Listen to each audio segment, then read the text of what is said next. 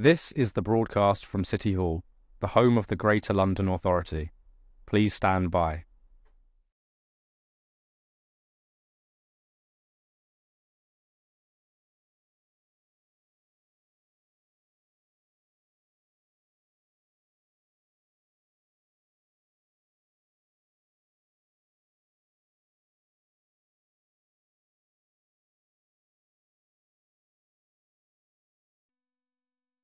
This is the broadcast from City Hall, the home of the Greater London Authority. Please stand by.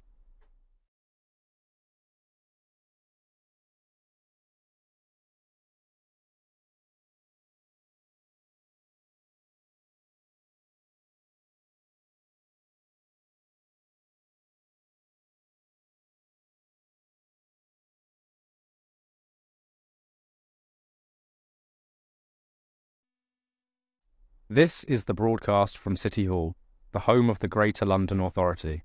Please stand by.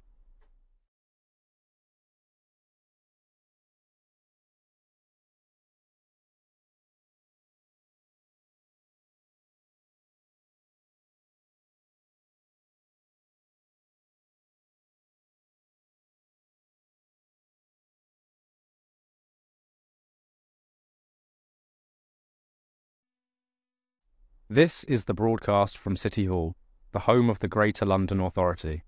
Please stand by.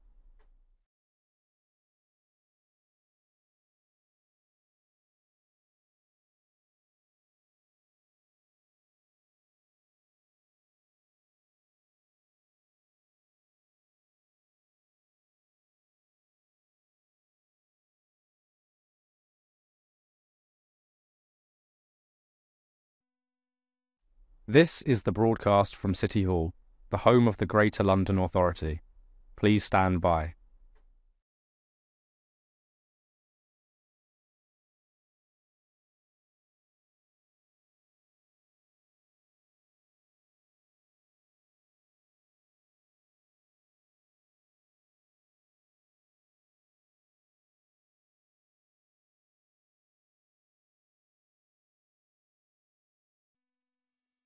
This is the broadcast from City Hall, the home of the Greater London Authority.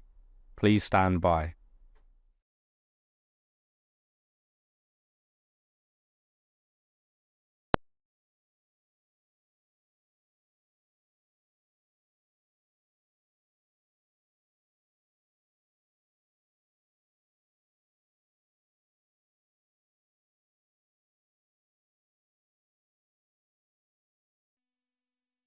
This is the broadcast from City Hall, the home of the Greater London Authority. Please stand by.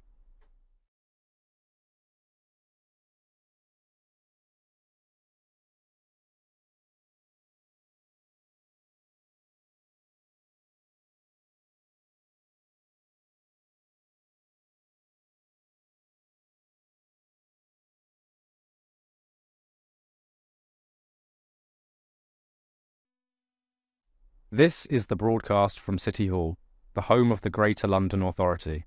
Please stand by.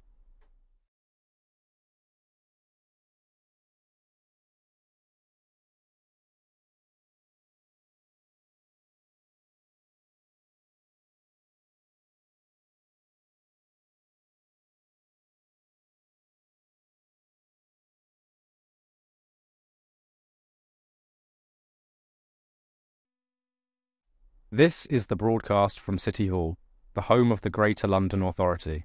Please stand by.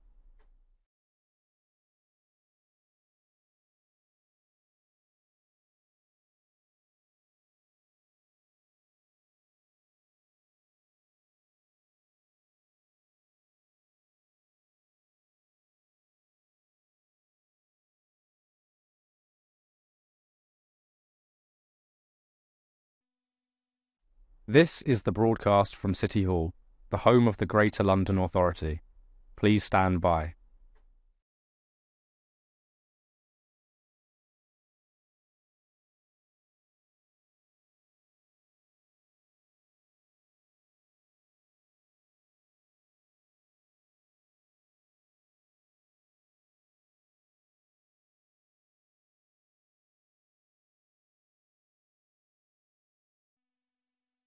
This is the broadcast from City Hall, the home of the Greater London Authority.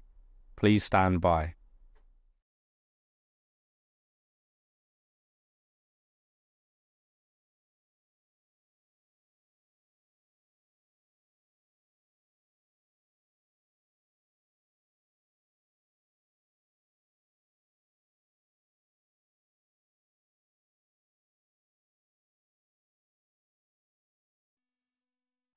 This is the broadcast from City Hall, the home of the Greater London Authority.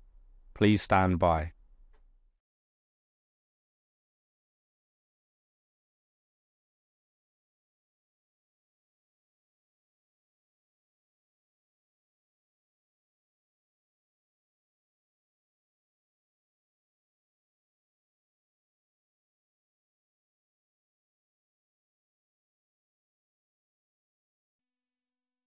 This is the broadcast from City Hall, the home of the Greater London Authority. Please stand by.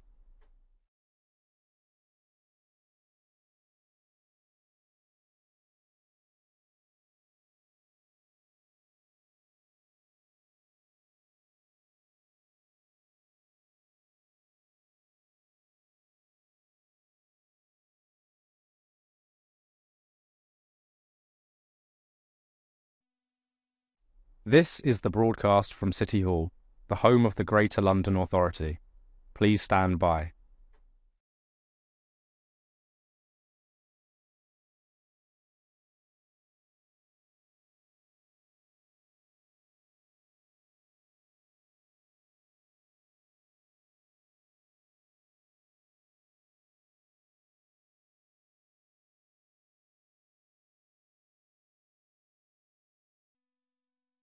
This is the broadcast from City Hall, the home of the Greater London Authority. Please stand by.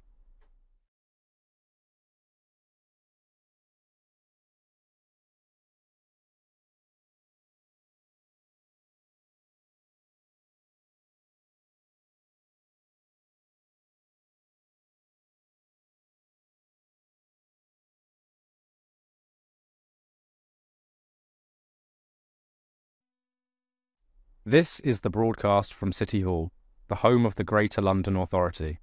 Please stand by.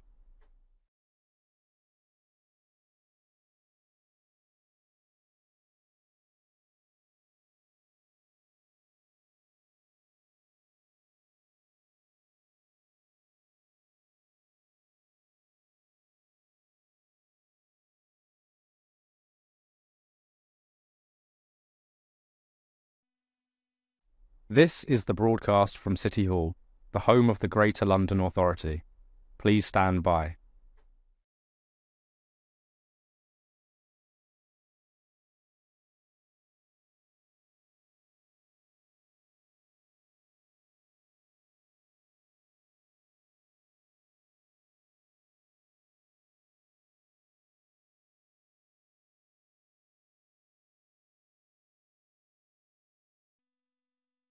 This is the broadcast from City Hall, the home of the Greater London Authority. Please stand by.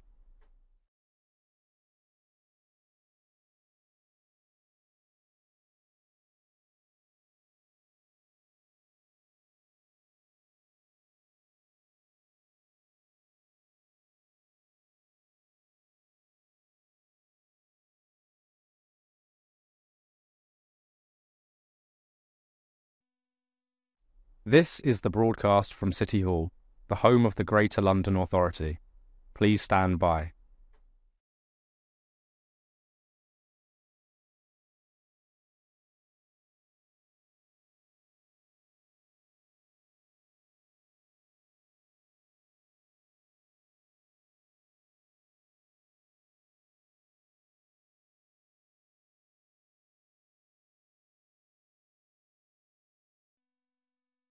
This is the broadcast from City Hall, the home of the Greater London Authority. Please stand by.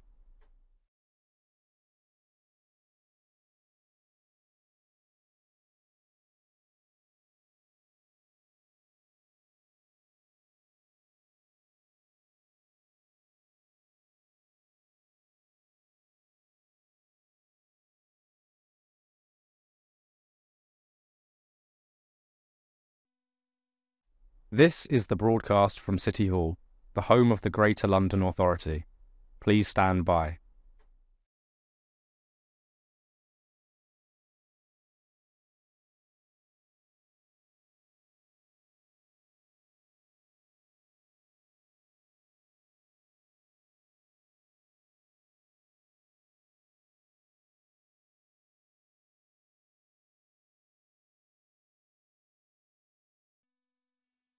This is the broadcast from City Hall, the home of the Greater London Authority.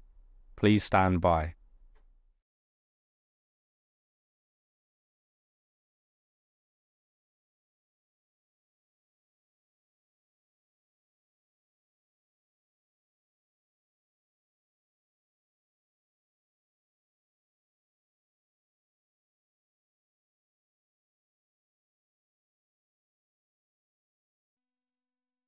This is the broadcast from City Hall, the home of the Greater London Authority.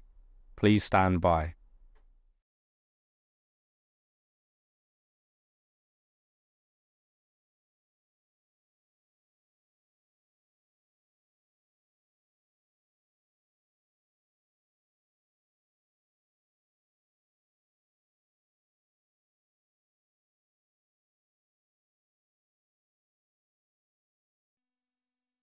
This is the broadcast from City Hall, the home of the Greater London Authority.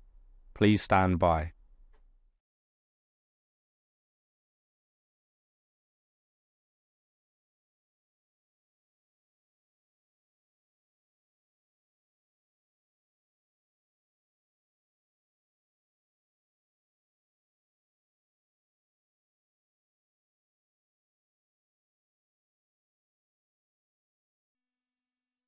This is the broadcast from City Hall, the home of the Greater London Authority. Please stand by.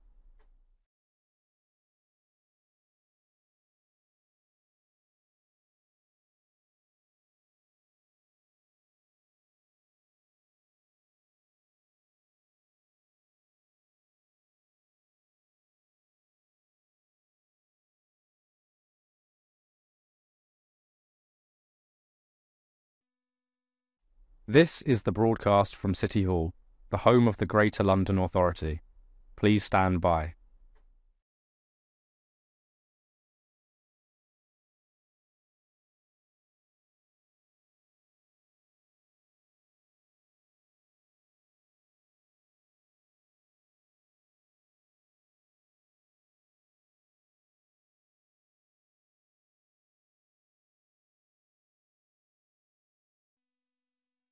This is the broadcast from City Hall, the home of the Greater London Authority. Please stand by.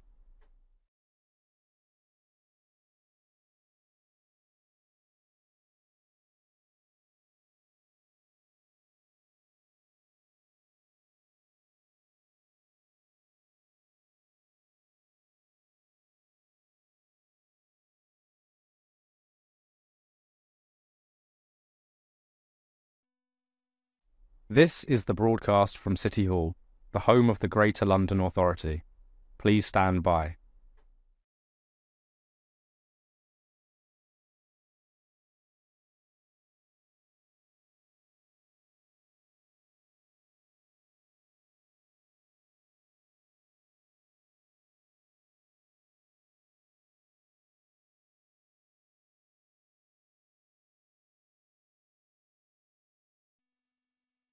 This is the broadcast from City Hall, the home of the Greater London Authority. Please stand by.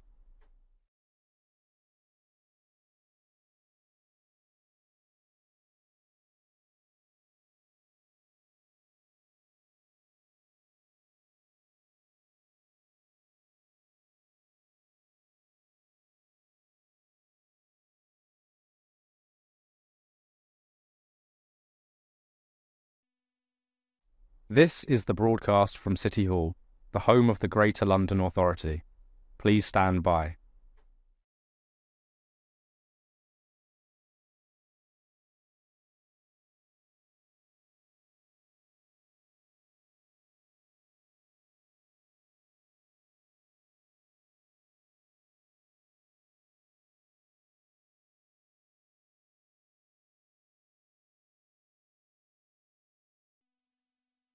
This is the broadcast from City Hall, the home of the Greater London Authority.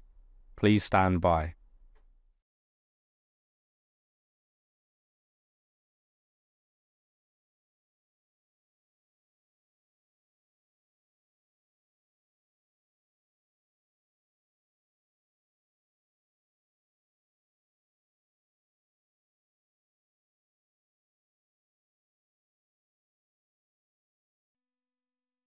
This is the broadcast from City Hall, the home of the Greater London Authority.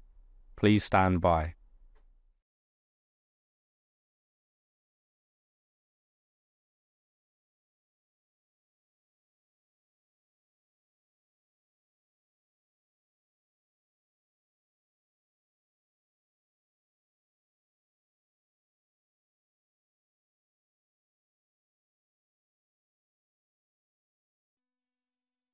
This is the broadcast from City Hall, the home of the Greater London Authority.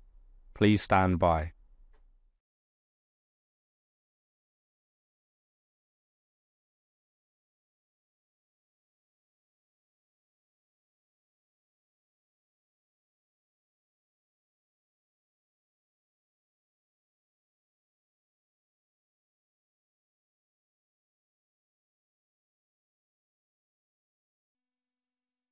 This is the broadcast from City Hall, the home of the Greater London Authority.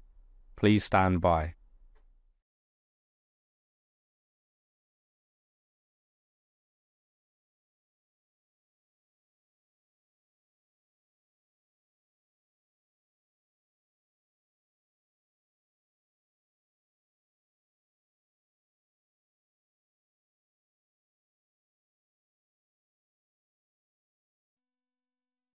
This is the broadcast from City Hall, the home of the Greater London Authority.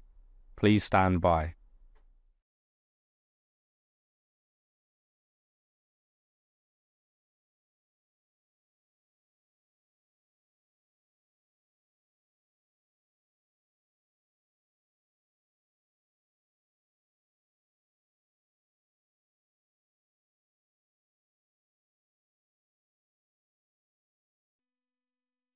This is the broadcast from City Hall, the home of the Greater London Authority. Please stand by.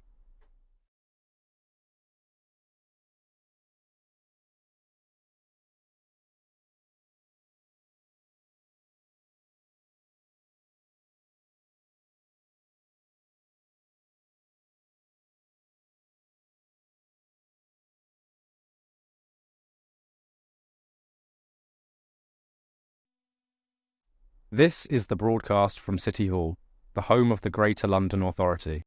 Please stand by.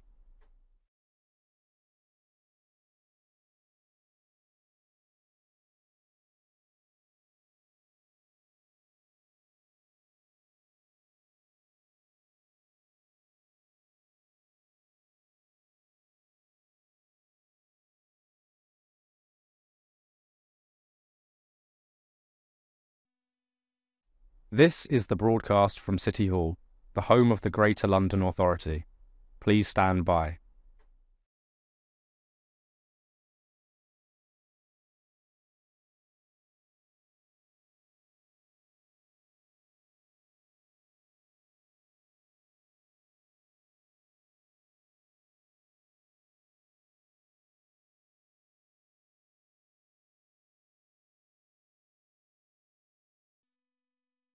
This is the broadcast from City Hall, the home of the Greater London Authority. Please stand by.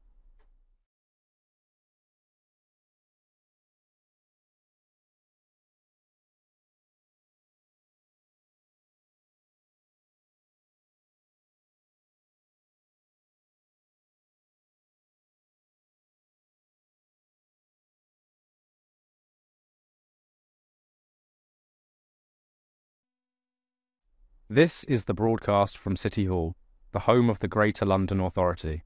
Please stand by.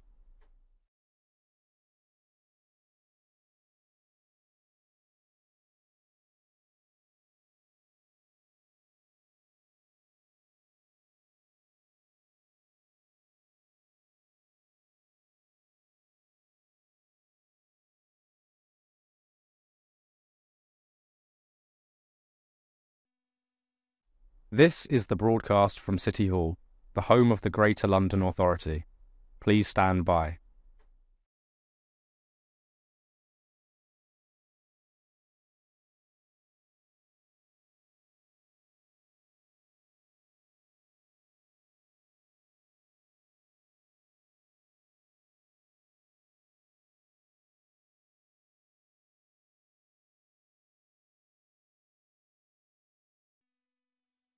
This is the broadcast from City Hall, the home of the Greater London Authority.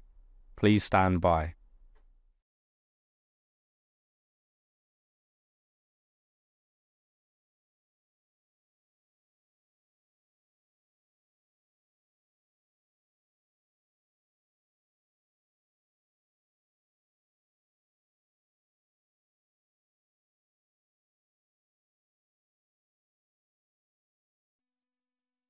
This is the broadcast from City Hall, the home of the Greater London Authority. Please stand by.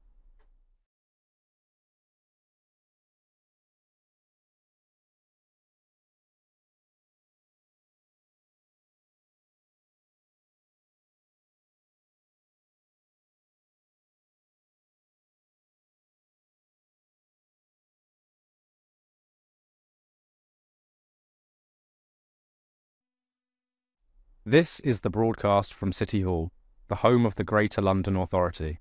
Please stand by.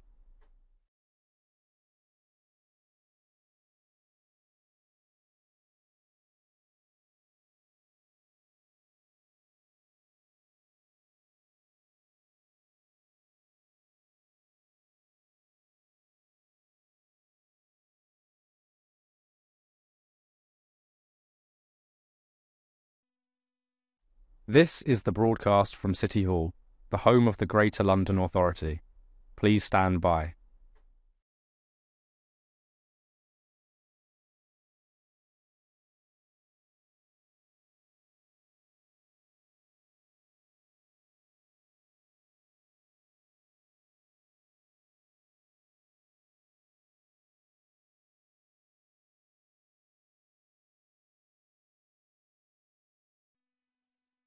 This is the broadcast from City Hall, the home of the Greater London Authority.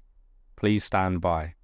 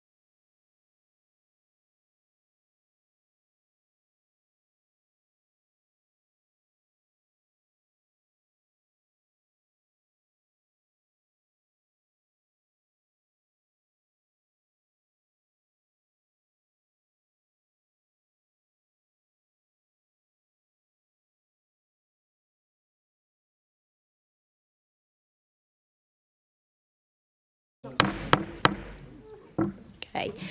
Can I welcome everyone to the first Police and Crime Committee meeting of this Assembly year. This morning we'll be holding our monthly question and answer session with the Mayor's Office for Policing and Crime, MOPAC. Please could you make sure that your electronic devices are switched to silent mode to avoid any interruptions. Before we begin, I would like to inform members of the committee and our guests that we are participating, along with 25 local authorities, in a pilot of Minute, an AI transcription and summary tool developed by central government. The recording of this meeting will be automatically transcribed and summarised by the AI tool for comparison with minutes drafted by the clerk in the usual way. Members therefore won't see a difference to the usual minuting service provided, but it will allow us to participate in behind-the-scenes evaluation of the tool. If you'd like to understand more about the pilot, please will you contact Lauren Harvey, the clerk. Can I now ask our clerk, Lauren Harvey, if any apologies have been received? Thank you, Chair. We've received no apologies today. Can I ask the committee to note the recommendations set out at item 2 and ask if members have any other interests to declare? No, thank you. Can I ask the committee to note the membership and chairing arrangements of the committee as agreed at the annual meeting on the 6th of May this year? Thank you. Can I ask the committee to note its terms of reference as agreed at the annual meeting on 6th of May this year? Can I ask the committee to note the standing delegations to me as chair as agreed at the annual meeting on 6th of May this year? Can we confirm the minutes of the meetings held on 12th of March and 26th of March 2025 to be signed by me as correct records? Can we note the completed, outstanding and closed actions arising from previous minutes of the committee and the additional correspondence sent? Can we note the recent actions taken by the former chairman of the committee under delegated authority following consultation with party group lead members to agree the committee's letter to the Deputy Mayor for Policing and Crime on commissioning, the committee's report to public order policing, the Met's approach and the committee's report, A New Era, the impact of violence on girls and young people? Can I also thank the previous chairman of this committee for the work that she did on those previous items and the work over the previous year, I think 2 years. Yes, and thank you very much for everything that you did and the work that you put into it. Agreed. Thank you, Assemblymember Cooper. Can we note the response received from the Deputy Mayor for Policing and Crime to the committee's recommendation on the Mayor's draft Police and Crime Plan 25 to 29? Noted. OK, so we can now move on to our main item of business, and I'd like to welcome our guests, Kaya Comer-Schwartz, who is the Deputy Mayor for Policing and Crime, and Kenny Bowie, Director of Strategy and MPS Oversight at MOPAC. So the first questions will be about the acquisitive crime and assaults on shop workers. I'll take the first 2 questions. So, panel, good morning. How is MOPAC working with the Met to tackle increases in shoplifting and violence or abuse against shop workers? Deputy Mayor, perhaps you could answer. Thank you, Chair. Yes, as Assembly members will know, this is an ongoing priority for us. We've outlined high volume crime in the Police and Crime Plan as an area of focus. We're working with the police and this area has also been requested. I know we'll be discussing the budget later on, but the Mayor's been very clear that high volume crime, including retail crime, needs to be prioritised in the additional allocation of the 32 million. So we have national, regional and MPS focus on this area. We really welcome as well the additional offence brought forward by the government in the Police and Crime Bill, outlining a new offence around shop workers if they're abused as part of an offence. We know that everyone should have a safe place to work, and we really think it's important that that this is brought forward through the justice system. We're working closely with the police through their Operation Retail to make sure that, which has happened, I believe, twice now, to make sure that we're getting to the root causes of that. We're segmenting the offences around shoplifting. We know that shoplifting tends to be prolific, both in relation to low-level shoplifting, sometimes related to substance abuse.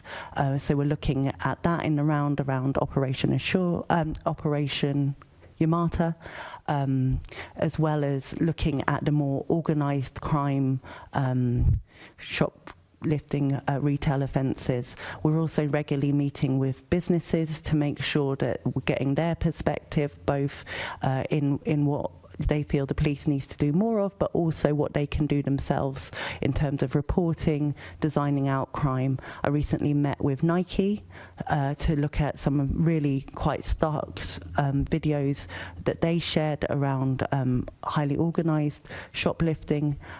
So we want to work with them in partnership as well as other retailers.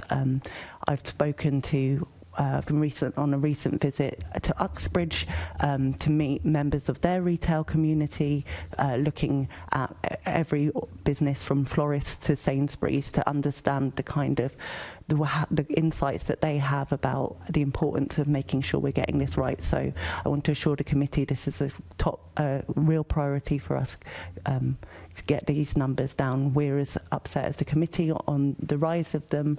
I know that the Commissioner spoke previously in this committee about needing a reprioritisation of this area, and that we need to get the planning around the neighbourhood policing officer and the investigation support of the neighbourhood teams to make sure we have everything in place to get to see an improvement in this area. Thank you. And can I say that it's quite nice that we've finally got an operation, something from the Met that does what it says on the box. Operation Retail actually tells us what it does. Thank you. You talked about the legislation. Could you explain what the withdrawal of the £200 rule in terms of an effect that it will have on crime and criminality and the MPS's response? Yeah, so previously the government changed the law in 2014 to make low-value shoplifting, where the value of the stolen goods was lower than £200, a summary offence, trialable in a magistrate's court, which effectively meant that it was seen as a lesser deterrent from that. The government now, I'm really pleased to have removed this threshold, which places a higher bar on that, and we hope will act as a stronger deterrence. Thank you. And what feedback has MOPAC received from businesses about declining police attendance at shoplifting incidents, and in particular the impact that this has had on retailers' confidence in reporting these crimes? I think it's really stark when you go out and like I went to Westfield recently and talking to shop owners there, the need to see visible police in the area as a deterrent, but also to have good relationships with local officers. I think it's really important, and local officers want to be able to do that. They had schemes like Adopt a Shop, where officers kind of had responsibility for certain shops, and that seemed to be working well. And I think that those are the kind of things, through the new prioritisation of the neighbourhood plans, we want to see an increase of. We know that for various reasons, I was talking to a newsagent in Uxbridge, and she was saying, you know, she doesn't often report because it seems to be slightly minor at first, then, you know, it's young people, and then it escalates, and then, you know, when an officer comes and says, you know, has this happened before, and she's like 4 or 5 times, that's not where we want to be. So we really want to improve the confidence that retailers have to report, and part of that is them being assured that something's going to happen, and that's obviously important, that it feels like there's better communication back on what happens after something is reported, but also it's ensuring that we improve the criminal justice system so that it feels like there is a positive outcome from that reporting. Thank you, Deputy Mayor. Assembly Member Hall. Thank you. Morning, both. This is to the Deputy Mayor. What measurable impact has the Robbery Reduction Partnership had in its first year? We've been seeing through the partnership a lot of positive initiatives, particularly one in the north of Lambeth, where which came out of the partnership, where officers we're able to work with the retail community, and that has the action taken there has seen a reduction in offences and an increase in arrests. As I mentioned previously, it's really important that we get the arrests because these are often prolific offenders. So, the number of arrests can significantly reduce that. We did a recent kind of survey evaluation of the partnership, and all of the partners, especially, I think importantly in this conversation, the retail partners said that they were really positive about the partnership, especially the information and data shared that helped them focus on how to take community safety forward. Thank you. Well, thank you. You've answered the second part of my question before I'd even asked it. Well, that's amazing. Thank you for that. What are the key performance indicators for the robbery reduction partnership?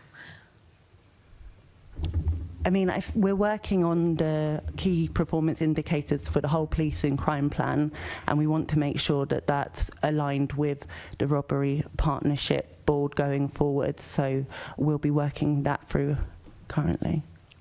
How long have they been going for?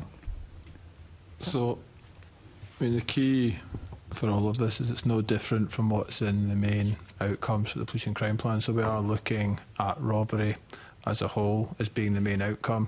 Within that, what we have seen is that from the latest ONS stats, that's down 6% year on year to end of December 24, which are the last available stats. And if you look at year to year in terms of the more recent crime stats which we get access to, and which will probably come through in the longer term, that seems to have seen a further improvement to about a 10% reduction year on year of robbery of personal property. So Kai, you're aiming for 6%, 10%? What you say you're working on it. What are they working at the moment? As far as you know, what do you look when you're looking at scrutinising what they're doing? What percentage are you looking at? Well, we want to see obviously a decrease, but also a sustained decrease. Yeah, what sort of percentage would make you happy, and what sort of percentage would you not be pleased with? Are we talking about reporting or arrests and sanction and detection? The actual impact, so the actual results of what they're doing. What are you looking for? What reduction are you looking for? Well, I think given the volume of this crime, we'd want to see at least a doubling of where they are currently. Which is? So what we were at 10% at the moment, so 20%. You're looking for 20% reduction. By when? Well, I think this year we need to see that. So by the end of this year, this current year, I can hold you to account for that, can I? Well, that's my ambition, yeah. Okie doke, thank you. What work has the London Retail Harm Reduction Partnership done to address the increase in retail crime, and what impact has that had?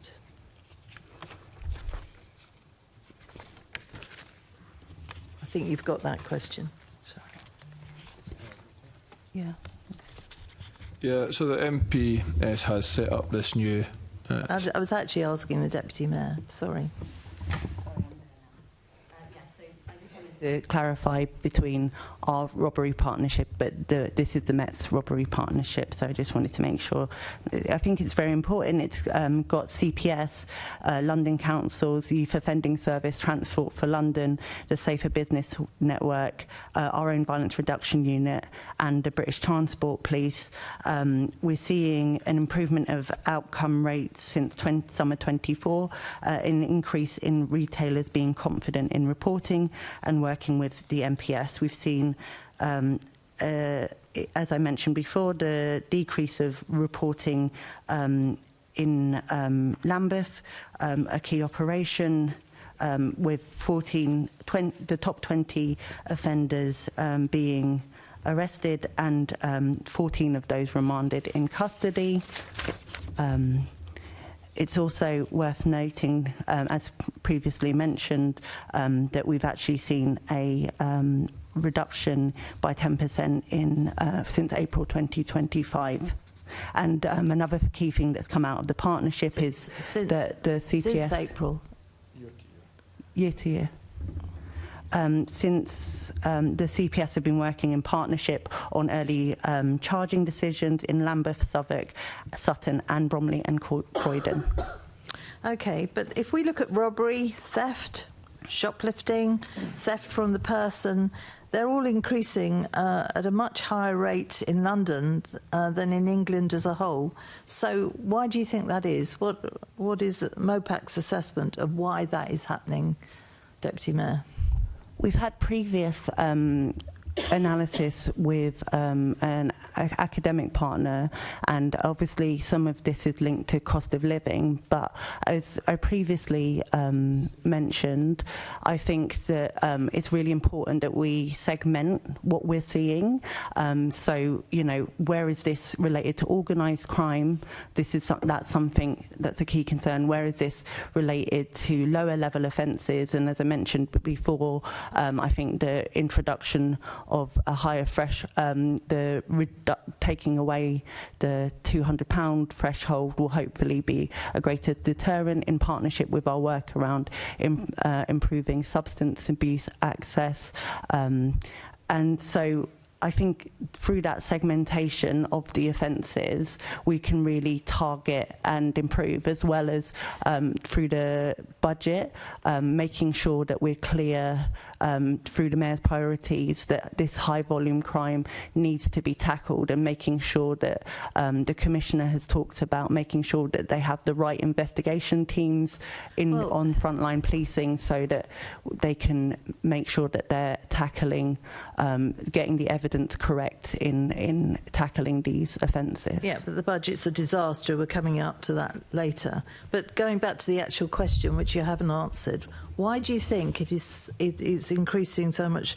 There's so much of a higher rate in London than anywhere else. Why is it happening in London more than anywhere else? So there's been a higher rate in Deputy Mayor.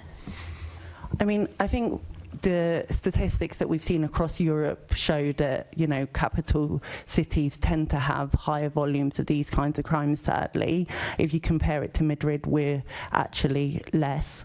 But it's really important that we're making sure that we're doing all we can. We know that yeah, but what do you think is the key driver? You must be asking yourself, why is this so much worse in London than, say, Manchester or Birmingham? What is the key driver that is making it worse in London?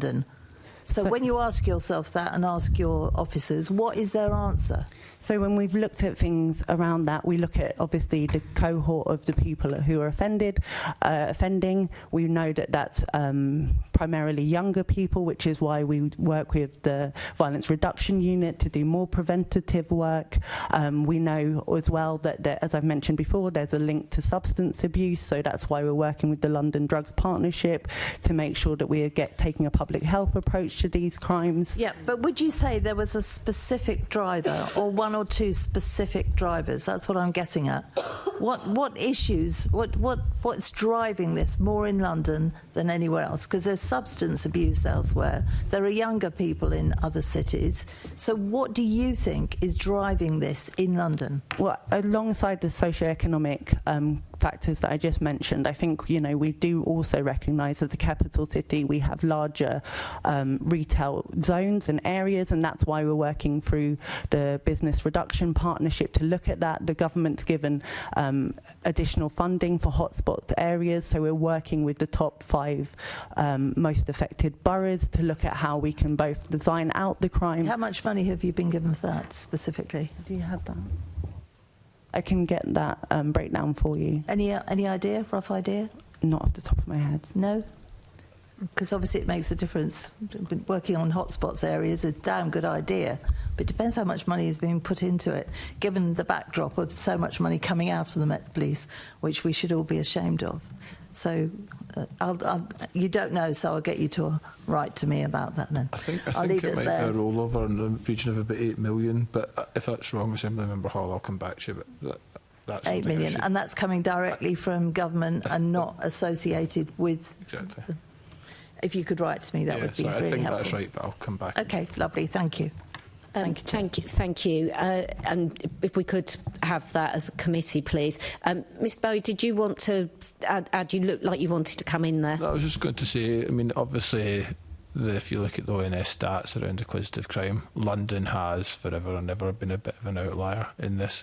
In terms of hypotheses around what's driving it, one of the things which drive crime is available opportunity. Probably the daytime population in London is actually much higher, if you think about it, than in other things. One is the level of tourism, two is the level of people coming in, so the level of opportunity is higher. And the second thing I think would be one of our hypotheses is that the prevalence of organised criminal activity in terms of especially theft and robbery of mobile phones may be higher in London than in other similar metropolises. So, well, not metropolises, but other sort of other cities across the UK. So those would be two of the thoughts around it. And also the Commissioner and AC Matt Twist have both acknowledged that this is an area where the Met does need to have a greater focus going forward. Thank you, Mr. Bowe. Could you bring the mic a little bit closer to you, please? Thank you very much. The next question is from Assembly Member Lord Bailey. Thank you, Chair. Good morning to you both. Let me start with the Deputy Mayor. Listening to you speak, right, let me qualify this. I had a long conversation with two different retailers. One is fairly large, one has a lot of different outlets. He was actually offended by the notion of adopting a shop, because he's saying what happens if one of his shops is not adopted. And listening to you speak this morning, it would sound like retail crime has just cropped up on the agenda as important. Would you agree with that characterisation? No, definitely not. I mean, this was an area of focus that I wanted to take up when I started this role 6 months ago because of what I saw in my own borough. So definitely not. I think that the work that's been going on here in the robbery reduction partnership for over a year shows that this has been a focus. But that's robbery reduction. I'm talking about shop theft, not robbery. No, and I recognise that, and I think that that's why in the police and crime plan we really pushed to focus on offences like shoplifting. So it's certainly not a new issue. I mean, the statistics that Kenny mentioned previously shows that this is an ongoing issue. I think it's just the Commissioner and AC Twist has also said that this needs a greater focus and reprioritisation, and that's what I'm keen to drive forward. But that's my point entirely, notwithstanding the fact that you've arrived 6 months ago. I accept that, but the Mayor has been here for 8 years. And when you speak to retailers, they will say they don't feel like they had any focus on their issue, and now all of these initiatives have come. Some are welcome, I'm sure. But what will you be doing in the future to make sure it doesn't fall off the agenda again? Because your own statistics, the Met's own statistics, would suggest it's been horrible for a long time, but all of the flurry of action will suggest it's only now just being picked up by the Mayor. So what have you got planned to make sure that it doesn't slip off the agenda in the future? I think Assembly Member Bailey, you're correct. We need to make sure that the actions we're taking are sustainable. I think that the refocusing of neighbourhood policing and community policing is very welcome in this space. I think making sure that the budget that we've allocated protects that neighbourhood policing. We know that this is definitely about making sure that we have visible policing in the areas, but it's also about making sure that there's strong partnerships and relationships in communities so that retailers feel confident and have those strong relationships with local police officers to report things and also share intelligence. I agree with that, but I think my small sample of two were much more interested in prevention, so that neither of them have been particularly nervous about reporting, but they've been disappointed with the amount of support they get around prevention. One of them said that he felt that shoplifting below a certain point had been legalised, and he said that he felt the Mayor's absenteeism in that conversation justified that for him. So I'm saying, what are you going to be doing on behalf of the Mayor to send the message that actually shoplifting is not acceptable, and that something will actually be done about it? Because you used the words a reprioritisation, and they saw that as a I use the words he used, it's a dereliction of duty from the authorities because they've allowed shoplifting to get to such a level, and they want reassurance that it won't be able to do that in the future. They were both talking about removing shops or investing, you know, and they were saying how can they guarantee that the mayor will focus on these things in order to drive shoplifting out, because they believe that it's become acceptable. So I'm taking the question is how will they have confidence going forward of the prioritisation? Yes. Okay, thank you. I think they can be confident that it's writ large in the policing crime plan, that we are focusing on it in terms of the budget. I think that the focus that I'm in discussion with the Deputy Mayor for Business to make sure that we continue to have a long-term engaged insight from those retailers about some of the preventative things you've alluded to, making sure that we work directly with the police to hold them to account in this area.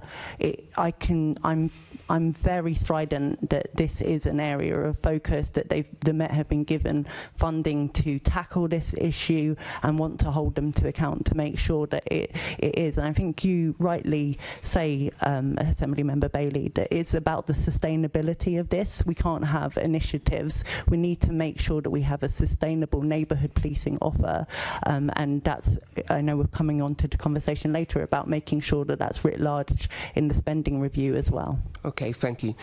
How is MOPAC supporting the Met to deliver Operation Retail, and what impact has the new operation had on the reduction of retail crime? Because that's the crux of the matter. It's about a reduction now, isn't it?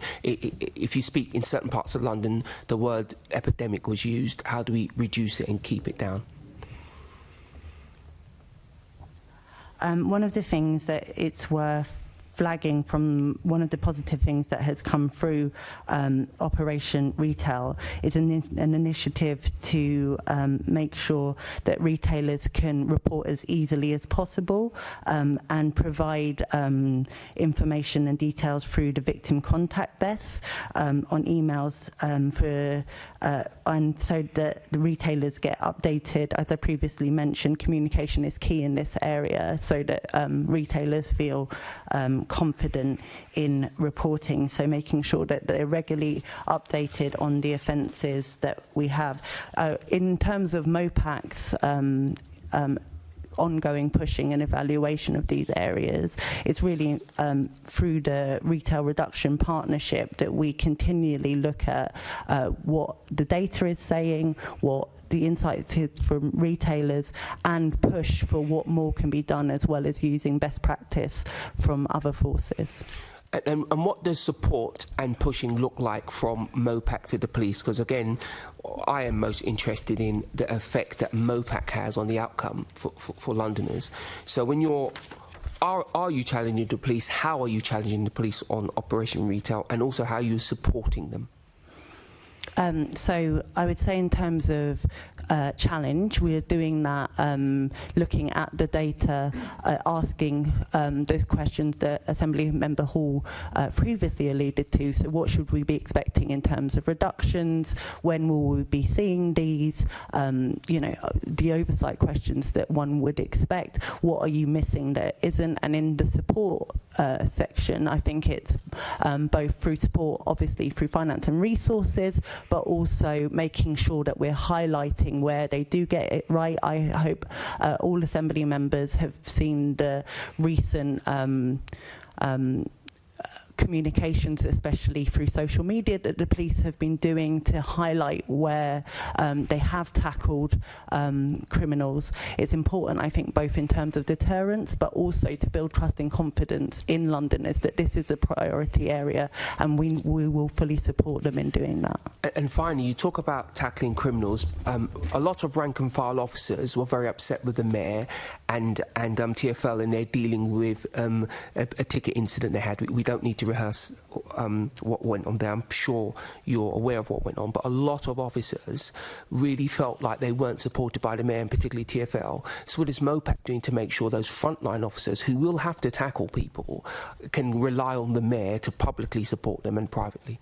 What's a conversation like between you and the mayor on that? I mean, I see the Mayor supporting officers regularly, praising the work that they're doing in frontline crime.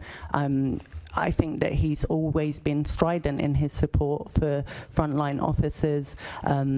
And I think that sometimes, obviously, as you all understand as Assembly members, when there's a live investigation going on, it can be difficult to comment on it. But it's really important that we know how difficult, we all know how difficult the work of frontline officers can be. Obviously, if there's reason that that needs to be investigated, there are the right channels to do that through complaints and other procedures. But we definitely want to make sure it's important that London feels like it has a police service that is serving them, and part of that is trust and confidence. So we need to highlight continually where the police are doing great work. Okay, Chair. Thank you. Assembly Member Roberts. Thank you, Chair. Just on the subject of retail theft, I'm not sure if you're aware of a tweet which was put out by the Metropolitan Police within the last few hours. It's regarding thefts from Greggs. And I'll read it out to you. It says, banned from the bakery, and then it's got 4 emojis, 1 baguette, a croissant, a loaf, and a donut. This sticky-fingered thief had the half-baked idea to steal from Greggs 7 times until plainclothes police officers arrested him. He's now been banned from every Greggs official in England and Wales, ending his sausage roll era. Do you think that that gives the right impression to people who are considering going out shoplifting? That A, the sentences and the punishments are so limited, being banned from Greggs, and also that it's being treated really as a matter of fun by the Metropolitan Police's official Twitter feed?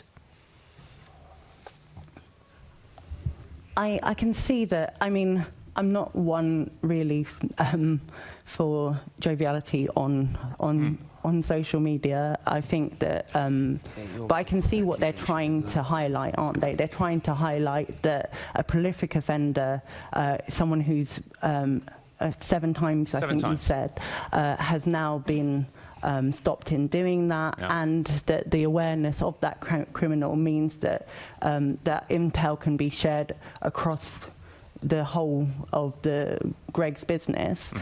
So I think, that's an illustration of the Met trying to highlight the positive work they're doing around shoplifting, which other Assembly members have agreed this morning should be the priority. Yeah. But you don't see the counterproductive nature of treating it as a light-hearted event. Somebody who's a 7 times prolific shoplifter, all they get is a slap on the wrist, a ban from Greggs, which is going to be damn difficult to enforce, and then lots of funny puns, emojis, and what have you. Obviously, this is something that's happened today. I don't know that that's the only outcome from that case. It's the only one that the public know about. Sure, but I think it's also, I don't know, in a world where content is prolific, and I think that it's not for me to defend the communication teams of the Metropolitan Police, but I think they're trying to engage the audience in this important work that they're prioritising, and I think we all agree that shoplifting is something that needs prioritising. If you'd like, we can go back and look at if there are other outcomes from that. It's not so much the other outcomes, it's the message that it sends more than anything else that I'm concerned about. Is that, shoplifting, as we've been discussing today, is a very serious offence. It also leads to threats of violence against shop workers. It can, not just threats of violence, actual violence. And then we see a social media post, which I agree is trying to highlight the work which is being done. But do you not agree that the work which is being done is undone? Highlighting that particular good work is undermined to a certain extent by it being treated in a lightly flippant way by the Met social media team. I think it's really. I want to be clear that I have pushed the Metropolitan Police to highlight the good work that they have done in this area. So I don't want the good work that the police have done in high-volume crime. I hope you've seen a general uplift in the amount of communications, especially on high-volume crime. I think that that's important, because I think it's important for trust and confidence of Londoners to see that these issues that Londoners care about are being tackled. I do understand your point of view that the flippancy of it probably could be counterproductive, but I also know that, you know, in a busy communication marketplace, they're trying to get cut through. Okay. If I have just a second supplementary, if I may, Chair. The retrospective facial technology has been used, and the Met's asked 12 retailers to provide images of their most prolific offenders, maybe including this man from Greggs. 302 CCTV images were scanned.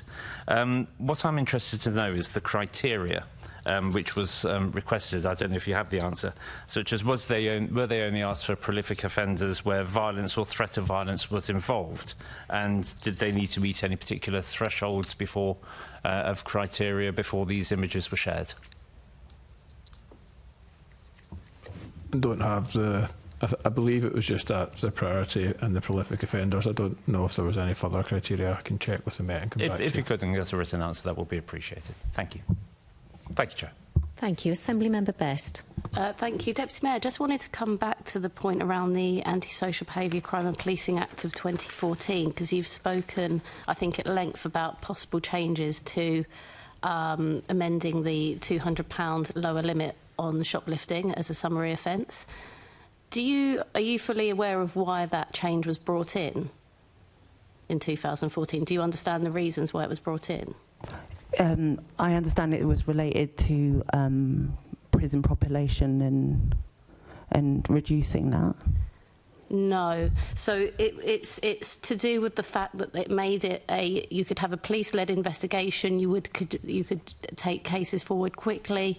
So just to be really direct, this is talking about people that were acting as a legitimate customer, one-time offences, who are likely to plead guilty, and being able to avoid having to put that to CPS. Because this is quite we're not talking about these major people that do this for a living. This was talking about these kind of one-off offences and ways to prosecute quickly without involving the CPS.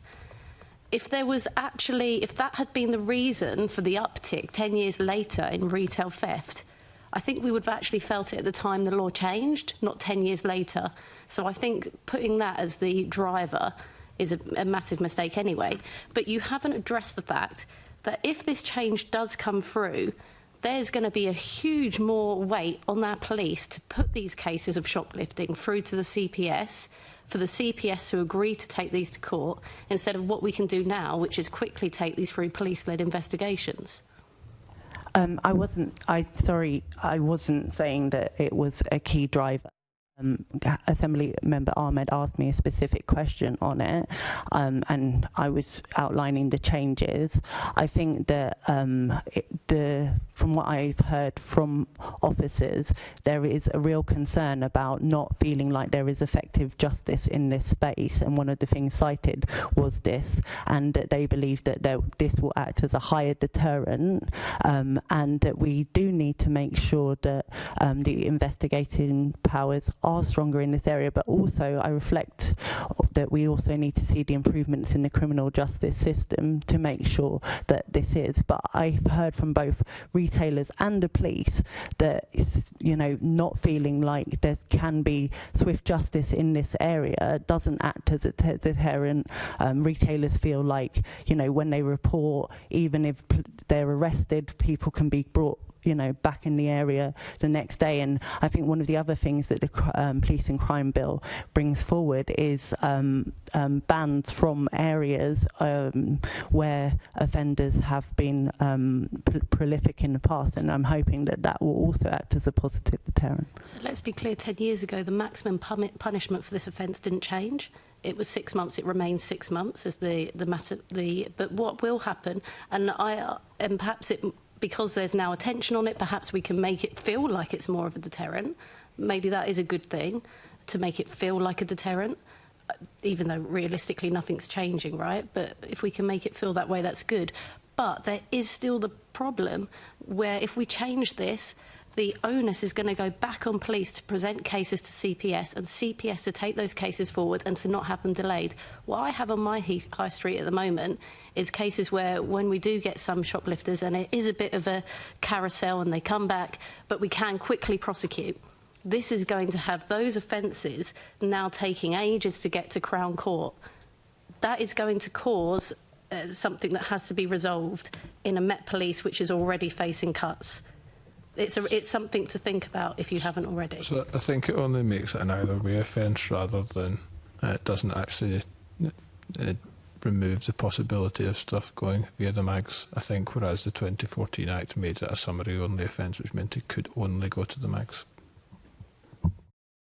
I think, but that's it. But I think when you're talking about that specific case, and we're not talking about those repeat offenders or for the more value, right? These are talking about the ones that you want to put quickly through.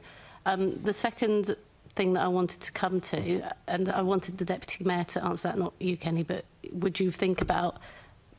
So, can you think about what that might the onus that might have on the police and putting those cases forward to CPS? Yeah, it's something that, as you know, that we, the wider criminal justice system is something that we continually look at because we need to see the improvement throughout the area to make sure that victims get the justice they deserve. I will take that forward, but I think the point of having the flexibility of going to both, and I trust CPS and Metropolitan Partners in their assessment of those things as the experts in that field to be able to have, but I think the greater flexibility is important. Trust is important. I have trust in them as well. It's the capacity of the police and the CPS. And just one final point, if I can, Chair, it's just around the security guard shortage in the UK. This is a massive issue of retailers, and I have to say, we are talking about the strain on the retailers at the moment, but a lot of big retailers are making the financial decision that they would rather take the shoplifting hit than hire security guards. It's hard to come by security guards. What kind of work are you doing to encourage more people, or to work with the other Deputy Mayor to encourage more people to take on the role of employment skills for security guard and to push retailers to properly secure premises? Yeah, I think that's we obviously want to look at making sure throughout the retail sector that there's ways of preventing that. I know there's a great case in Boots and how they've literally made their shops kind of a lockdown area when this has happened, so they can really deter the offender within the shop. So we do want to continue to talk to retailers and the Deputy Mayor and look at how we can work to have preventative measures, and obviously security guards would be part of that. Thank you. Before we move on, am I right in assuming that when the crime bill was being mooted and all the various elements were being mooted, that the criminal justice as a whole, system as a whole, including the police, would have been consulted widely on the aspects of it?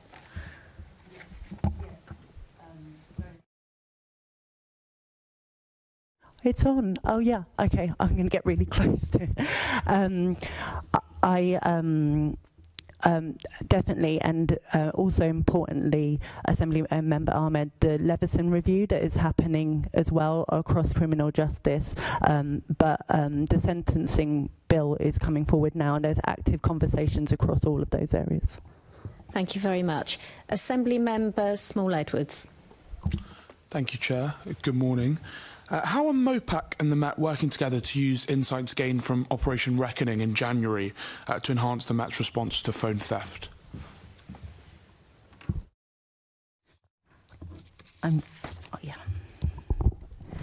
This is a really important Operation Reckoning.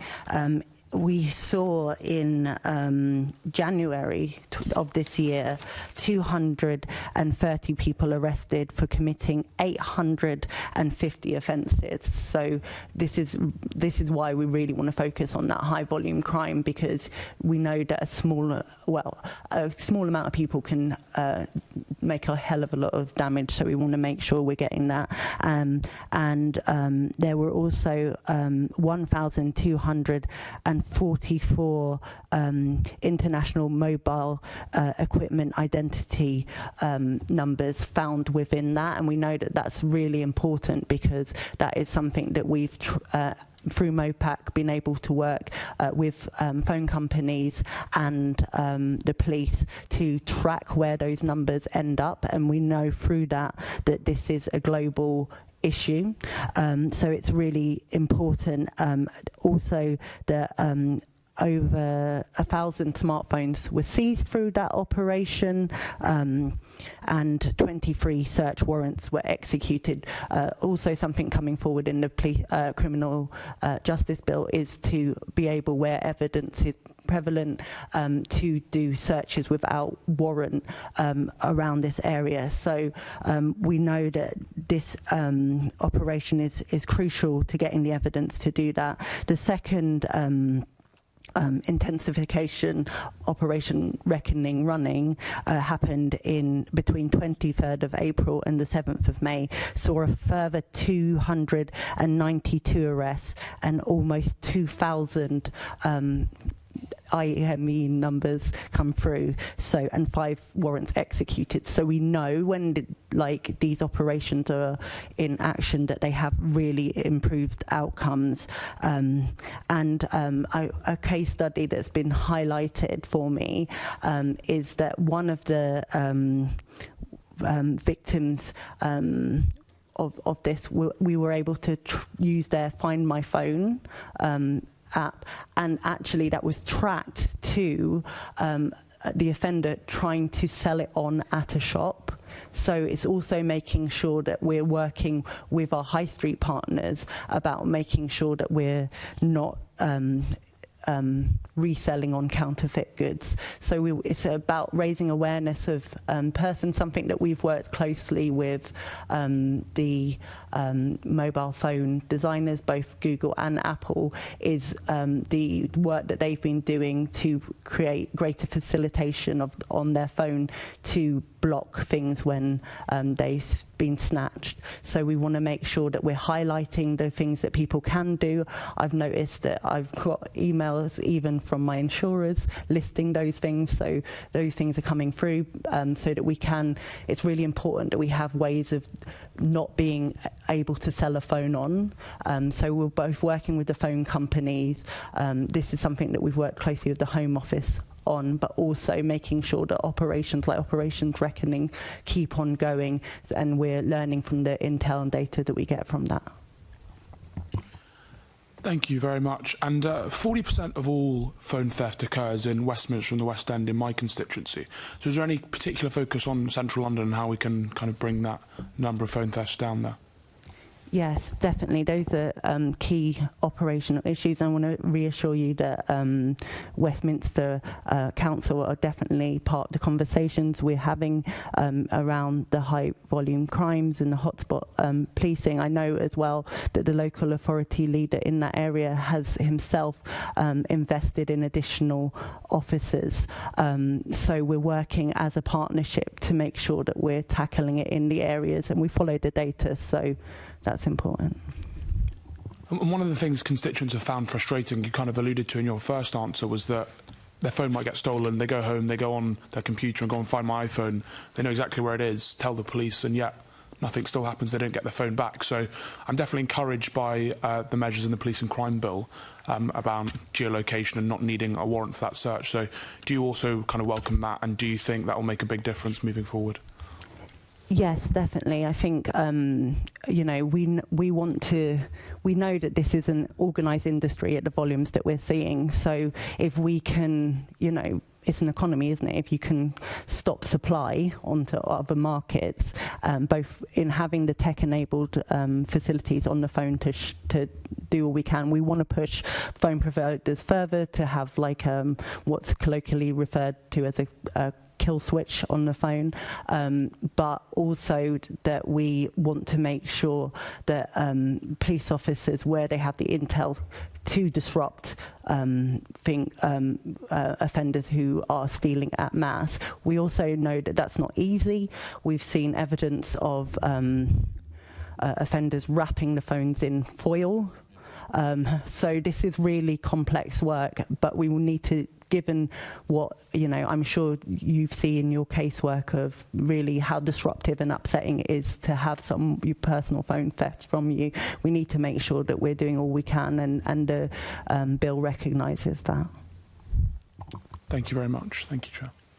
Assembly Member Garbett. Morning, both. Thank you for your responses so far. Deputy Mayor, I wanted to pick up on something you mentioned earlier, which is really good to hear that the actual root causes of driving shoplifting are being looked at.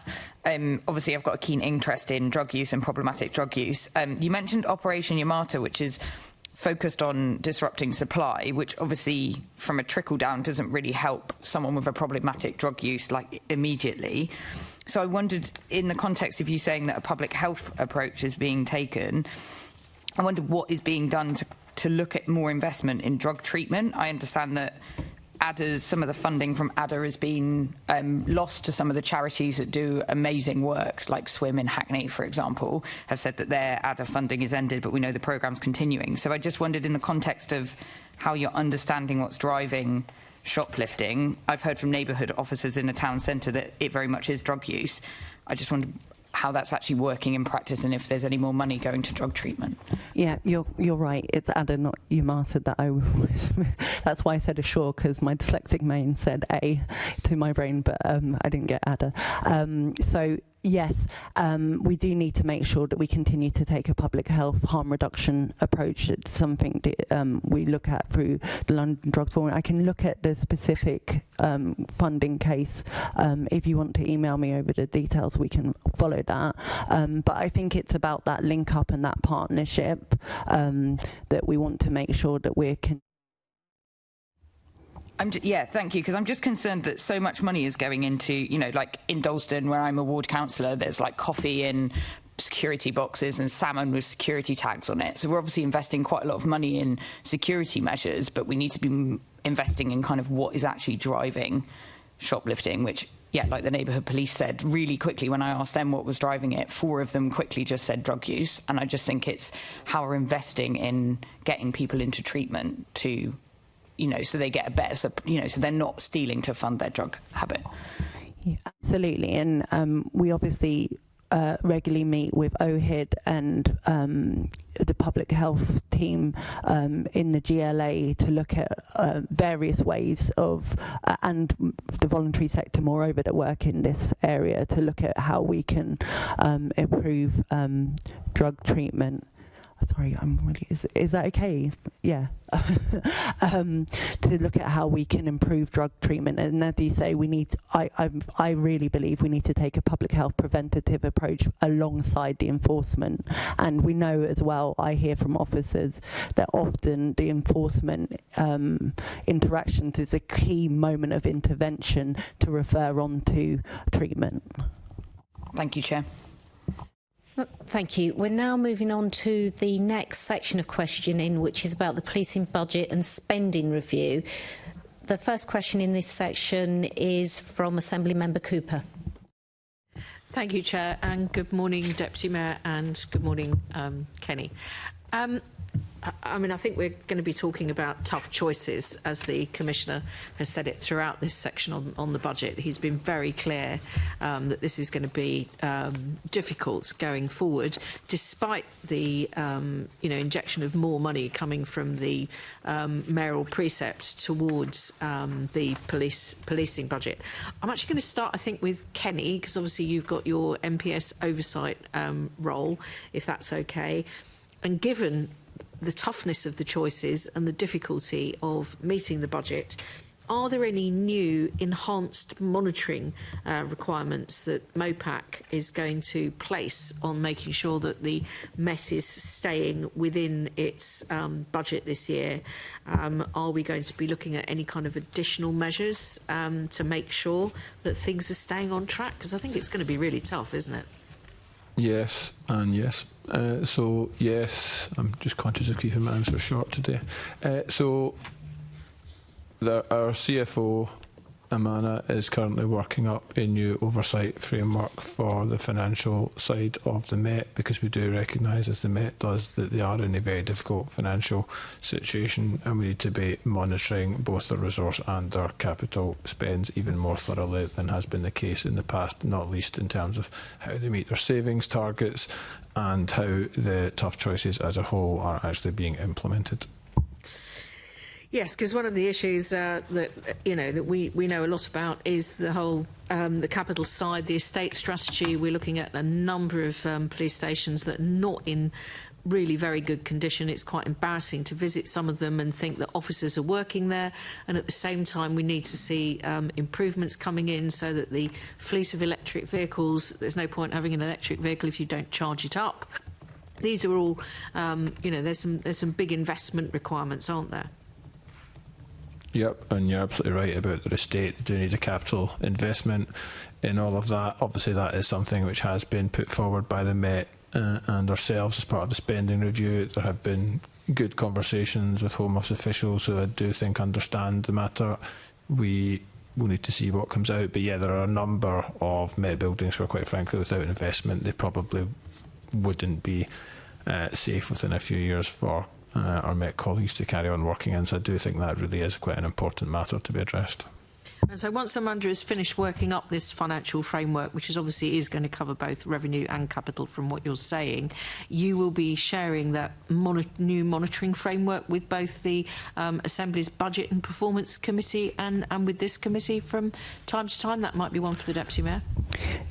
Short answer is yes, definitely. We want to make sure that Amana is working up this framework currently, and we want to make sure that in draft I've seen that it's definitely got a ability to move it into the transparent place. We'll probably come on to it later, but we're looking overall on how we refresh our data insight website, and transparency with London is public money. We want to make sure that we're showing how we have Met oversight, and I know Assembly Member Cooper that the estate strategy is something that we're all passionately lobbying to see. It's really important that the Met have a plan.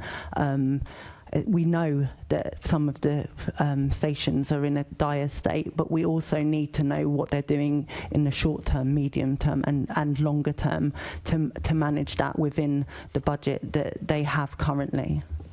Yeah, it's quite embarrassing to visit some of the stations. They really are not in good condition, and I'm sure all of us individually around the table could mention a police station on our patch that definitely needs investment. But I'm not going to go down that road. I'm going to stay with the sort of overview side of things at the moment. It's good to hear. I'm sorry, I misheard you. Amana, not Amanda. Assembly Member Cooper, could you just one second? Oh. We've had, forgive me for interrupting, we've had a request from the broadcasting team, Deputy Mayor. I'm going to ask you to do exactly the opposite to what I usually ask. Apparently you're too close to the mic and it's causing feedback problems and not a good experience for people listening online. Would you mind moving it back ever so slightly? Thank you very much. Thank you. Apologies, Assembly Member Cooper. No, not at all. I think hopefully I'm about the right distance from the microphone, and you can, possibly from the Conservatives who are having to listen to me, but and can hear me fully. But no, they're being very polite today and behaving themselves and not laughing. I wanted to come on to the issue of other parts of the overall GLA family budget, because one of the areas that are exploring it in Budget and Performance Committee, but also at the London Policing Board, the Commissioner reported on the 1st of May that the amount of money coming from TfL towards the British Transport Police has declined from what they'd originally estimated would be the amount coming in of 85 million, and it's gone down to 65 million. Now, that's quite a cut in the amount that was being anticipated, and I just wondered if you could give us some assurance that with the cut in TfL funding that's coming to the Met, how are MOPAC and the Met going to ensure that Londoners are safe when they're on public transport? Because obviously we have crime on the transport system. Thank you. Just to clarify that it's a revised down for 75 million in 25-26 and the possibility of moving to 65 million in 26-27. There are obviously ongoing negotiations to changes.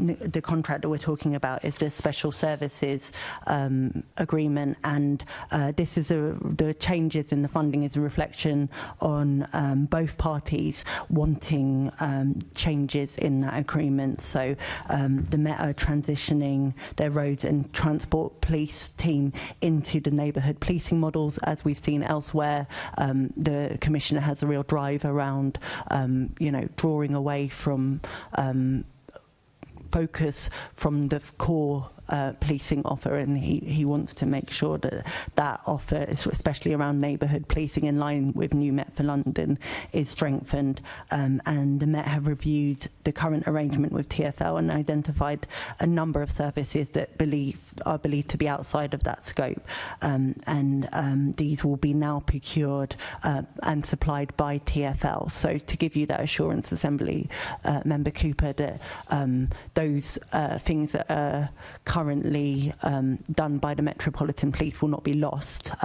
Especially, we know that one of the drivers is making sure that fares are adhered to, so that will be taken up and supplied by TfL. We obviously also have key conversations with British Transport Police around that as well, as TfL works across the Metropolitan Police and the British Transport Police.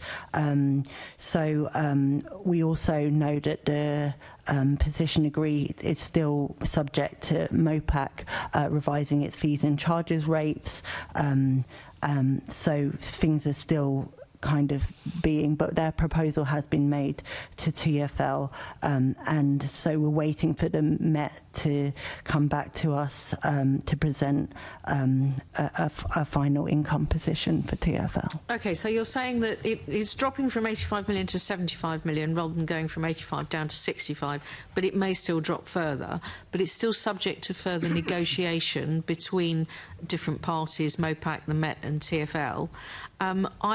It's not just about fare evasion, though. I mean, one of the big things on public transport that people come to me about, we were just talking about theft from shops, and in particular, mass phone theft from shops. And we know that there's a lot of theft of mobile phones, for example, when people are travelling on trains and buses and so on and so forth. So, that is just ordinary bog standard crime, isn't it? It's not an actual fare crime or related to being on transport. It's robbery in a public place, but it happens to be taking place on transport. And we know that, particularly amongst young people, and being trapped in a bus that you can't get off, you haven't got very far you can go to. So what are we doing to make sure that we are definitely going to be tackling this kind of thing? So there's no change to the service that's provided there. That would be tackled in the normal way. Robbery on a bus is just the same as robbery in the street. If there's the ability for the Met to attend and tackle it, they absolutely will. If there's aggravating factors, that will contribute as well. So exactly the same? If it's on, obviously that's buses. If you're then talking about on trains and other things, that is a BTP issue.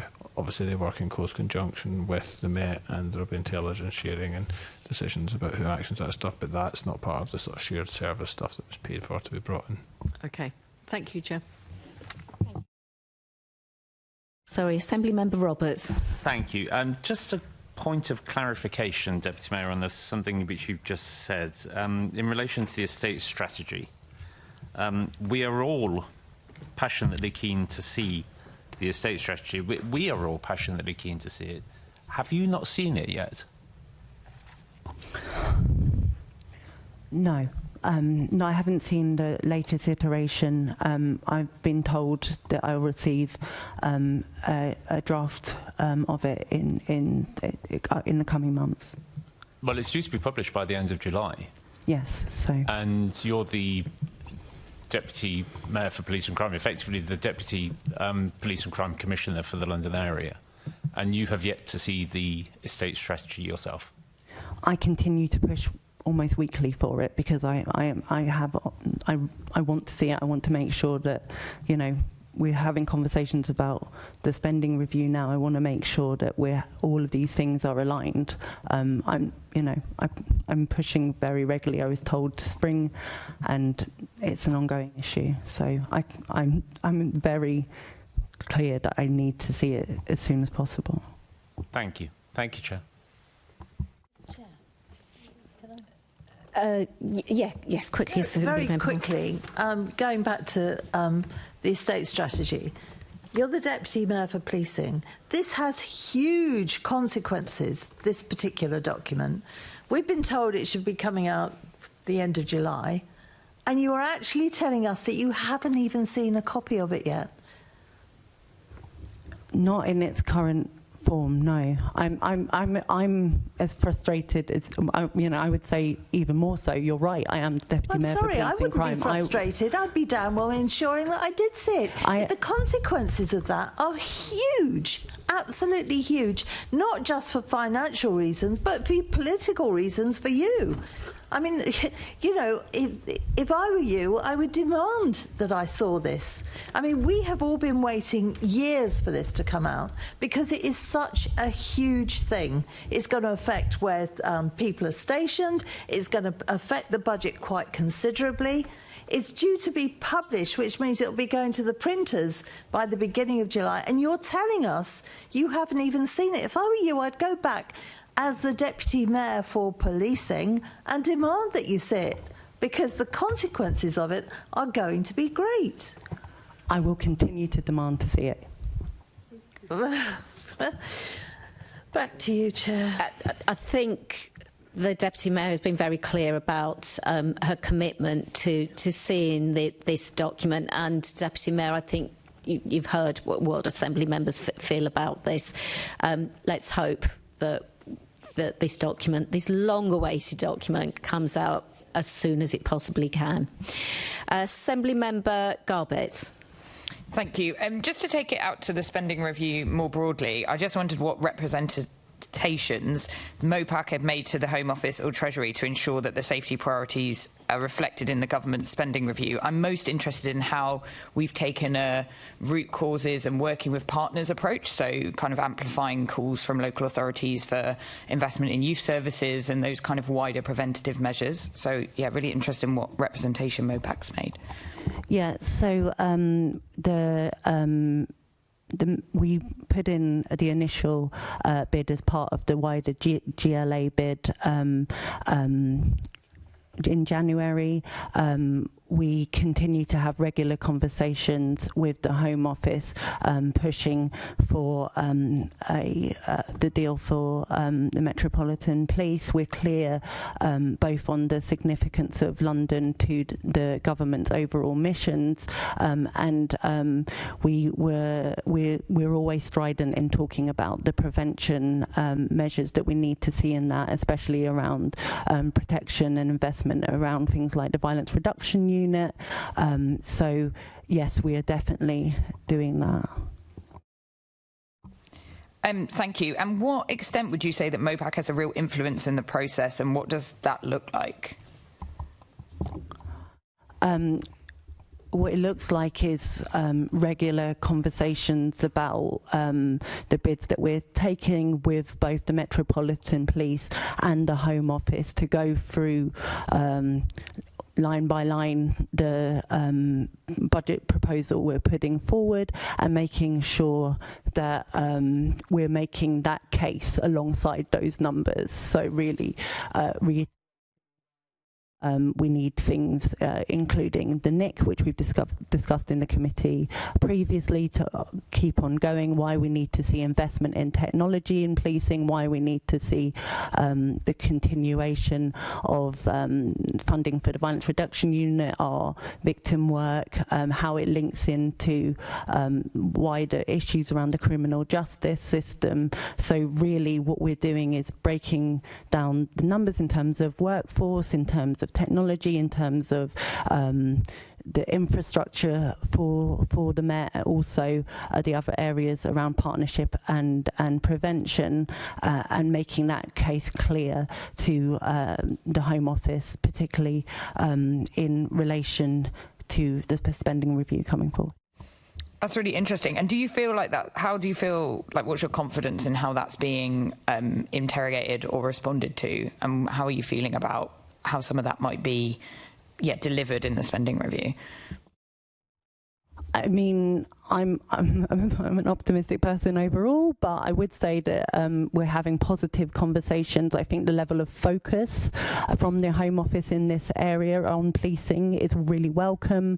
I think the previous budget, getting a landmark amount of funding from the Home Office means that we have a level of confidence in those discussions. I think that they're the right conversations that we're having around, how can tech enable greater policing going forward or improve the quality of the offer for London. So yes, I would say that they're going positively, but obviously we can't be sure until the spending review in June, which will give us a proper indication.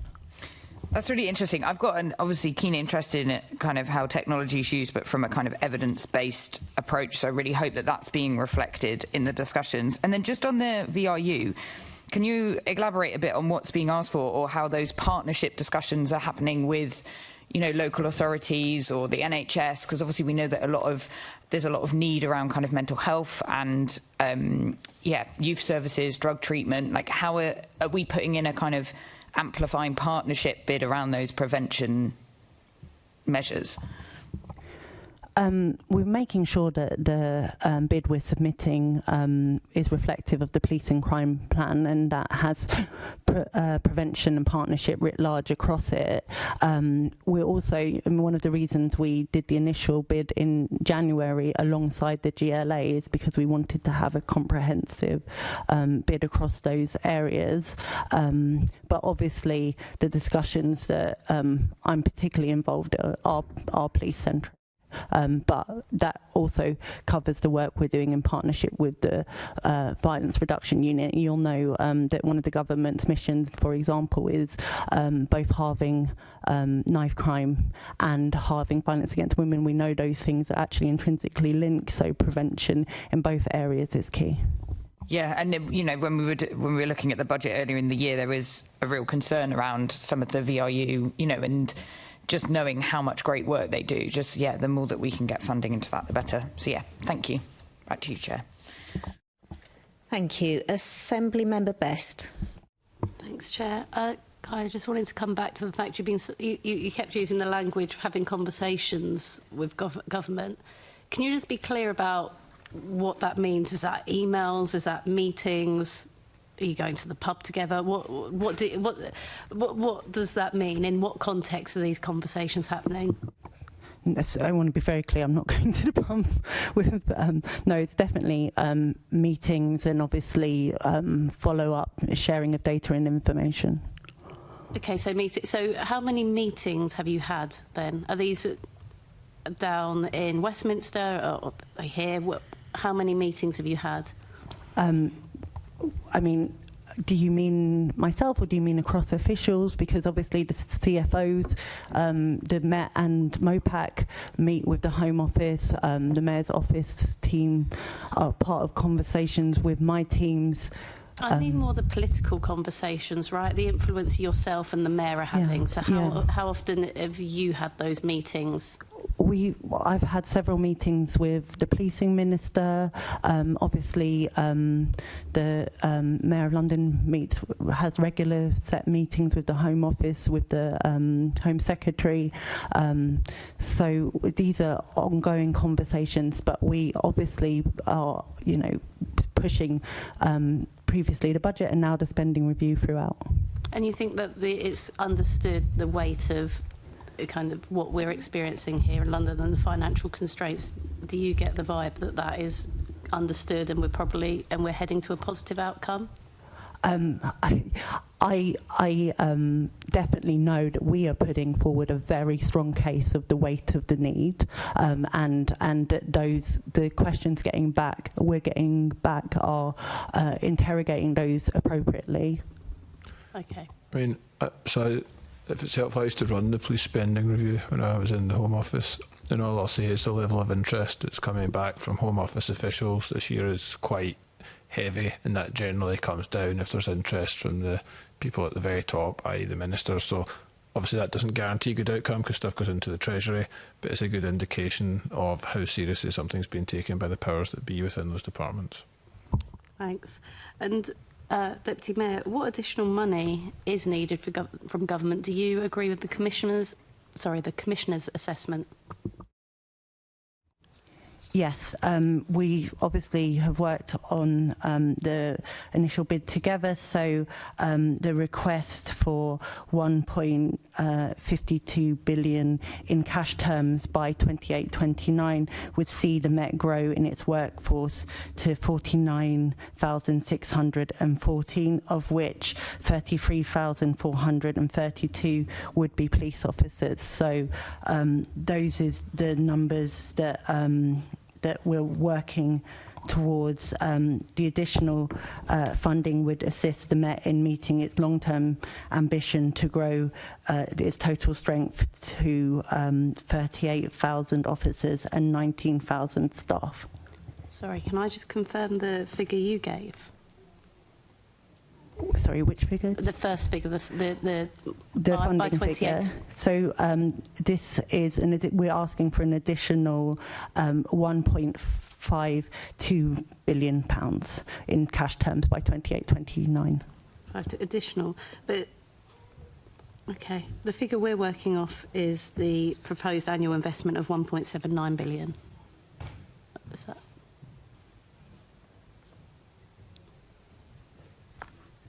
I've got 1.52. Where can you clarify where you got that from? That's from the Commissioner's report from the London Policing Board on the 1st of May 2025. Okay, I can come back as to if there's a discrepancy on that. I think possibly just to clarify where we are, that would be helpful. Thank you. We've gone into a little bit, but does the funding included in this look to address the Met's estate? It's both capital and revenue, so yes. And just to come back to the conversation we were having, I am confused as to why the estate strategy isn't being shared with you, because in a political sense, you are going out to bat right now to get those funds. So I don't understand who would be holding back from sharing that draft as up to date as possible with you, because, you know, you're going to be having these formal, informal conversations with government about what the estate strategy looks like and what we need. I mean, and I'm genuinely, I'm not trying to attack you. I know you said you're frustrated, but I don't know why you're not there, your advisors aren't just sitting down and saying, show me the bloody document, I need it, otherwise it's going to make it difficult for me to fight your corner. And I genuinely don't understand what the reluctance would be to share that with you. Clearly you're not going to leak it. No, I'm not. No, I know. No, I mean, I want to be clear that, you know, obviously as part of my role, I take regular decisions in relation to estates, and in every decision I have to take in that space, I say this is exactly why I need to see the estate strategy. I know that my team continually push. I'm meeting the Commissioner tomorrow for our regular one-to-one. I will continue to push. I fervently agree with you. So I'm trying to bat on the same side of you, saying I agree. I don't know what the reason is, and I think if we could know as a committee what the reason is for not even sharing this with the Deputy Mayor, I would like to know that, because I'd like to support you in at least seeing that strategy, because you need to go out and bat for us to get the money to fund it. So I'd like, if we could find out even the reason that it's not being shared with you, that would be helpful. I mean, I obviously, I would say two things. That the spending review bid, we definitely talk in capital terms, that numbers are in there. But Moreover, I have regular meetings with the senior officer in relation to estates to have those conversations. But the overall strategy is the overall strategy, and that's what I need to see. Okay. And just a final question around what you're doing to plan for if the money doesn't come in. So obviously we have ongoing budgeting and monitoring conversations with the police. As alluded to earlier, we're strengthening our financial oversight of that, and we need to budget appropriately and make sure that the savings that have previously been put forward in the budget are realised, and we need to obviously the spending review bid is ambitious, and we need to make sure that if we don't get the full amount, that we're acting appropriately in line with the budget and having the fail-safes to make sure that we can be adaptable in that. Just to be clear, you're saying there that the bid is ambitious. Is the bid not what the Met needs? No, the bid definitely is. It's the ambition to have those numbers of officers by 2028 is what I was reflective of. So I'm just saying we need to make sure that if it's for any reason less than that, that we have the structure to make sure that we're holding and supporting the Met in working through those numbers. But that's why it's really important that our teams are working together in devising the bid, but also making sure that the current financial savings are progressing. And would you agree with the Commissioner's assessment that if the government don't give you that money that you've requested, that is going to make London less safe with continued rises in knife crime, violence against women and girls and theft? I mean, we definitely are talking to the Home Office about the importance of having this uplift in making sure that... No, sorry, the question was, do you agree with the Commissioner's assessment that if we don't get this additional funding, that there will be a continued rise in knife crime, violence against women and girls and theft? Actually, I mean, Kenny can give you the latest statistics, but I believe that quite a number of those areas are seeing sustained reductions, so that's important. But regardless of that, I do think that we need to make sure that we have a budget fit for London and London safety, yes. So you do agree with the Commissioner? I agree that we need to make sure that we have a workforce in line with the spending review bid, and we are doing all we can to keep Londoners safe. I don't think that it's, I don't want to say that if we don't get the full amount that it's a prerequisite that crime will go up, because I don't think that that's acceptable for London. I think we need to all make sure that we're continuing to do all the work we can through the Police and Crime Plan. The Police and Crime Plan was constructed alongside the Metropolitan Police. So we're making sure that the ambitions we have are costed and are planned for. Okay. It sounds like you're not willing to agree with the Commissioner on that. You also, I think, used a bit of a Freudian slip saying the bid was ambitious. It does seem to me that you're preparing to accept less money than you've asked for from the government. What I would say overall, Assembly Member Best, is I think that we need to do all we can, and we are actively doing that to make sure that we're making the very best case for London in the spending review. I am fully committed to that work. I know that the Metropolitan is fully committed to that work. I was talking about the ambition alongside of the number of officers. That was just a reflection of the ambition for the numbers of workforce officers by 28, 29. I me, I'm definitely someone who wants to work as hard as they can for the very best scenario, but I will make sure that we continue to have a police force and a police crime plan, that we can't just say, you know, because we don't get, if we don't get, it's an unknown, isn't it? We're talking about hypotheses about how much money we get in the spending review, that we can just, you know, give up. We need to do all we can to get it, but also that work won't stop when we do. I mean, that's what the Mayor's been saying in relation to money for the past 10 years, so I welcome the change in attitude. Assembly Member Duval.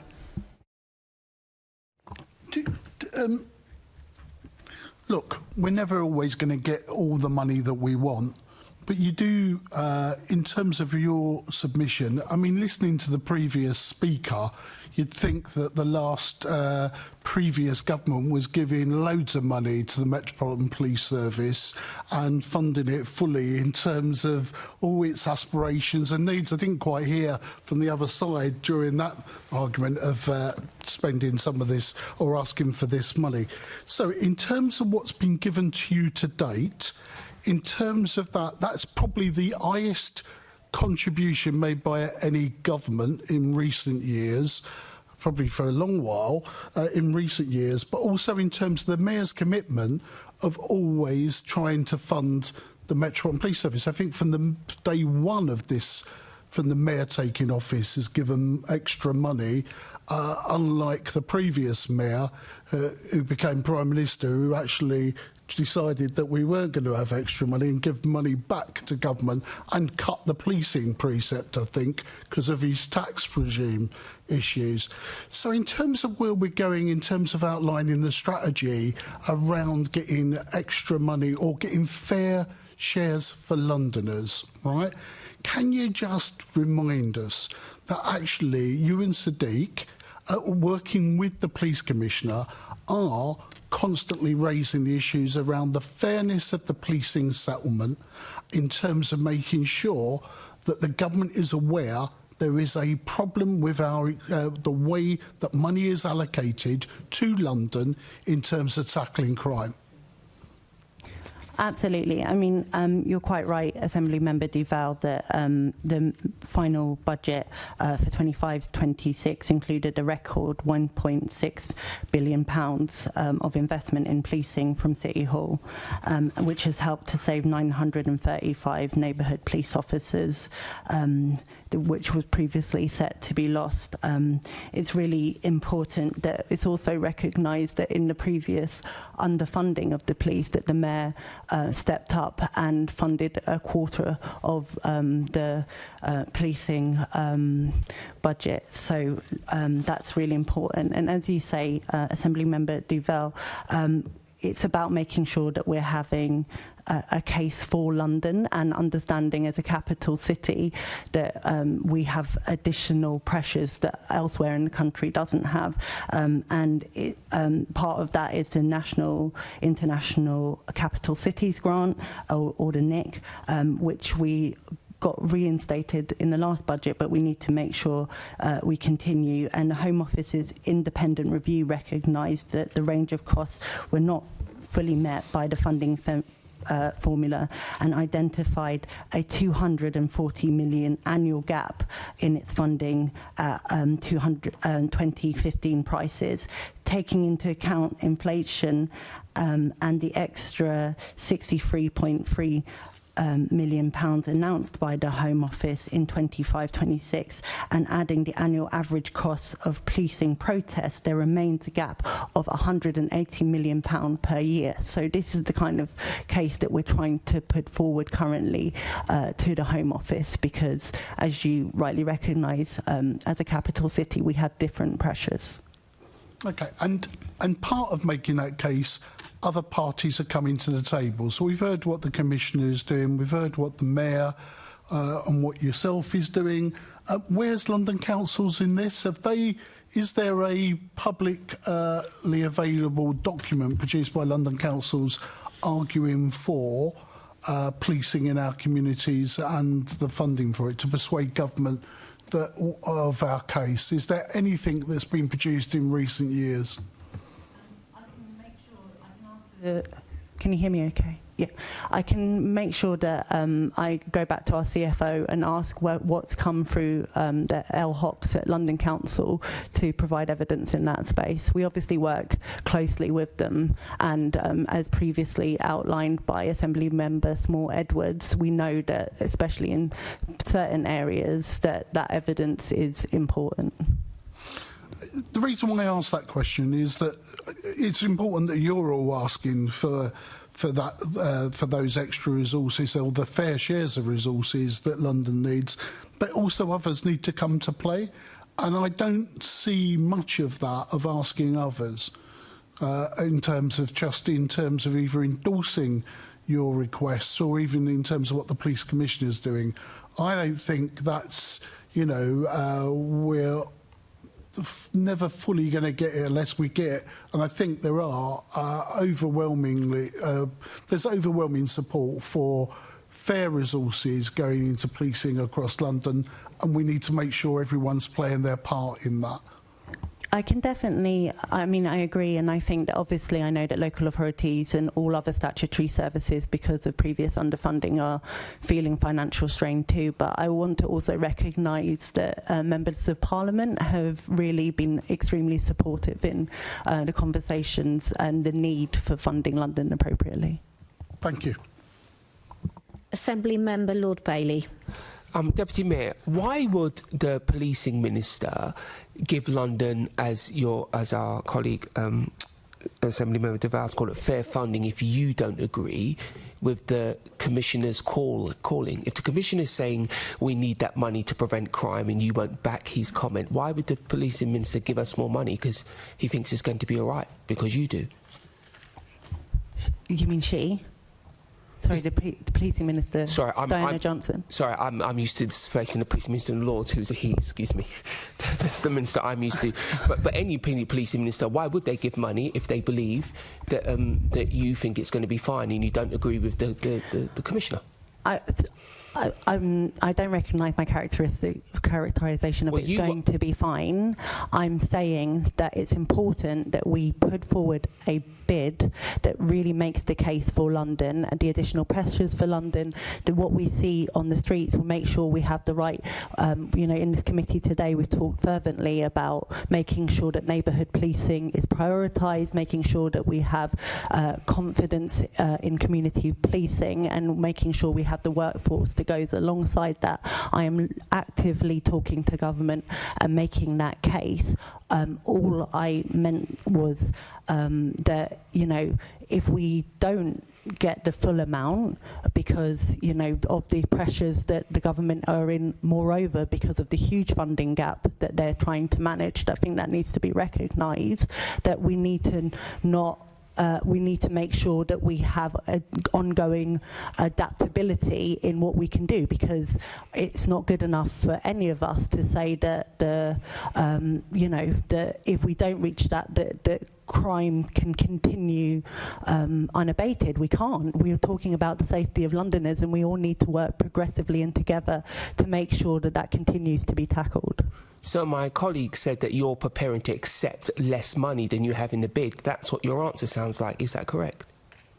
No, I'm saying that I'm going to work continually to lobby with everything that I have to make sure that we have the resources that we have worked through and said that we definitely need to improve things for the Metropolitan Police after years of underfunding. I will hand on heart say that is our definite priority, to make sure that we're doing that. All I'm saying is I recognise the wider finances of the nation, and the government spending has been openly talked about, and the gap that they're trying to manage across all public sectors is there. So I'm not going to ignore that and make sure that whatever happens, I am prioritising the safety of London. But you're not doing it at the level or the same vigour that the Commissioner's doing. The Commissioner's been very clear. He said why he needs the money, and if he doesn't get the money, London's at risk. You're not saying the same thing. You are not backing the call that the Commissioner's making, so I believe that weakens our case entirely, because if you look at the numbers, one of the things that is different now, if the policing minister could talk about underperformance, because yes, the previous mayor had less money, but he also had less crime. So if the commissioner is to be believed, or you're to be believed, I think will have a direct effect on how much money the government stump up. Because if it's going to be okay and you can adapt, then the government shouldn't give you any more money, should they?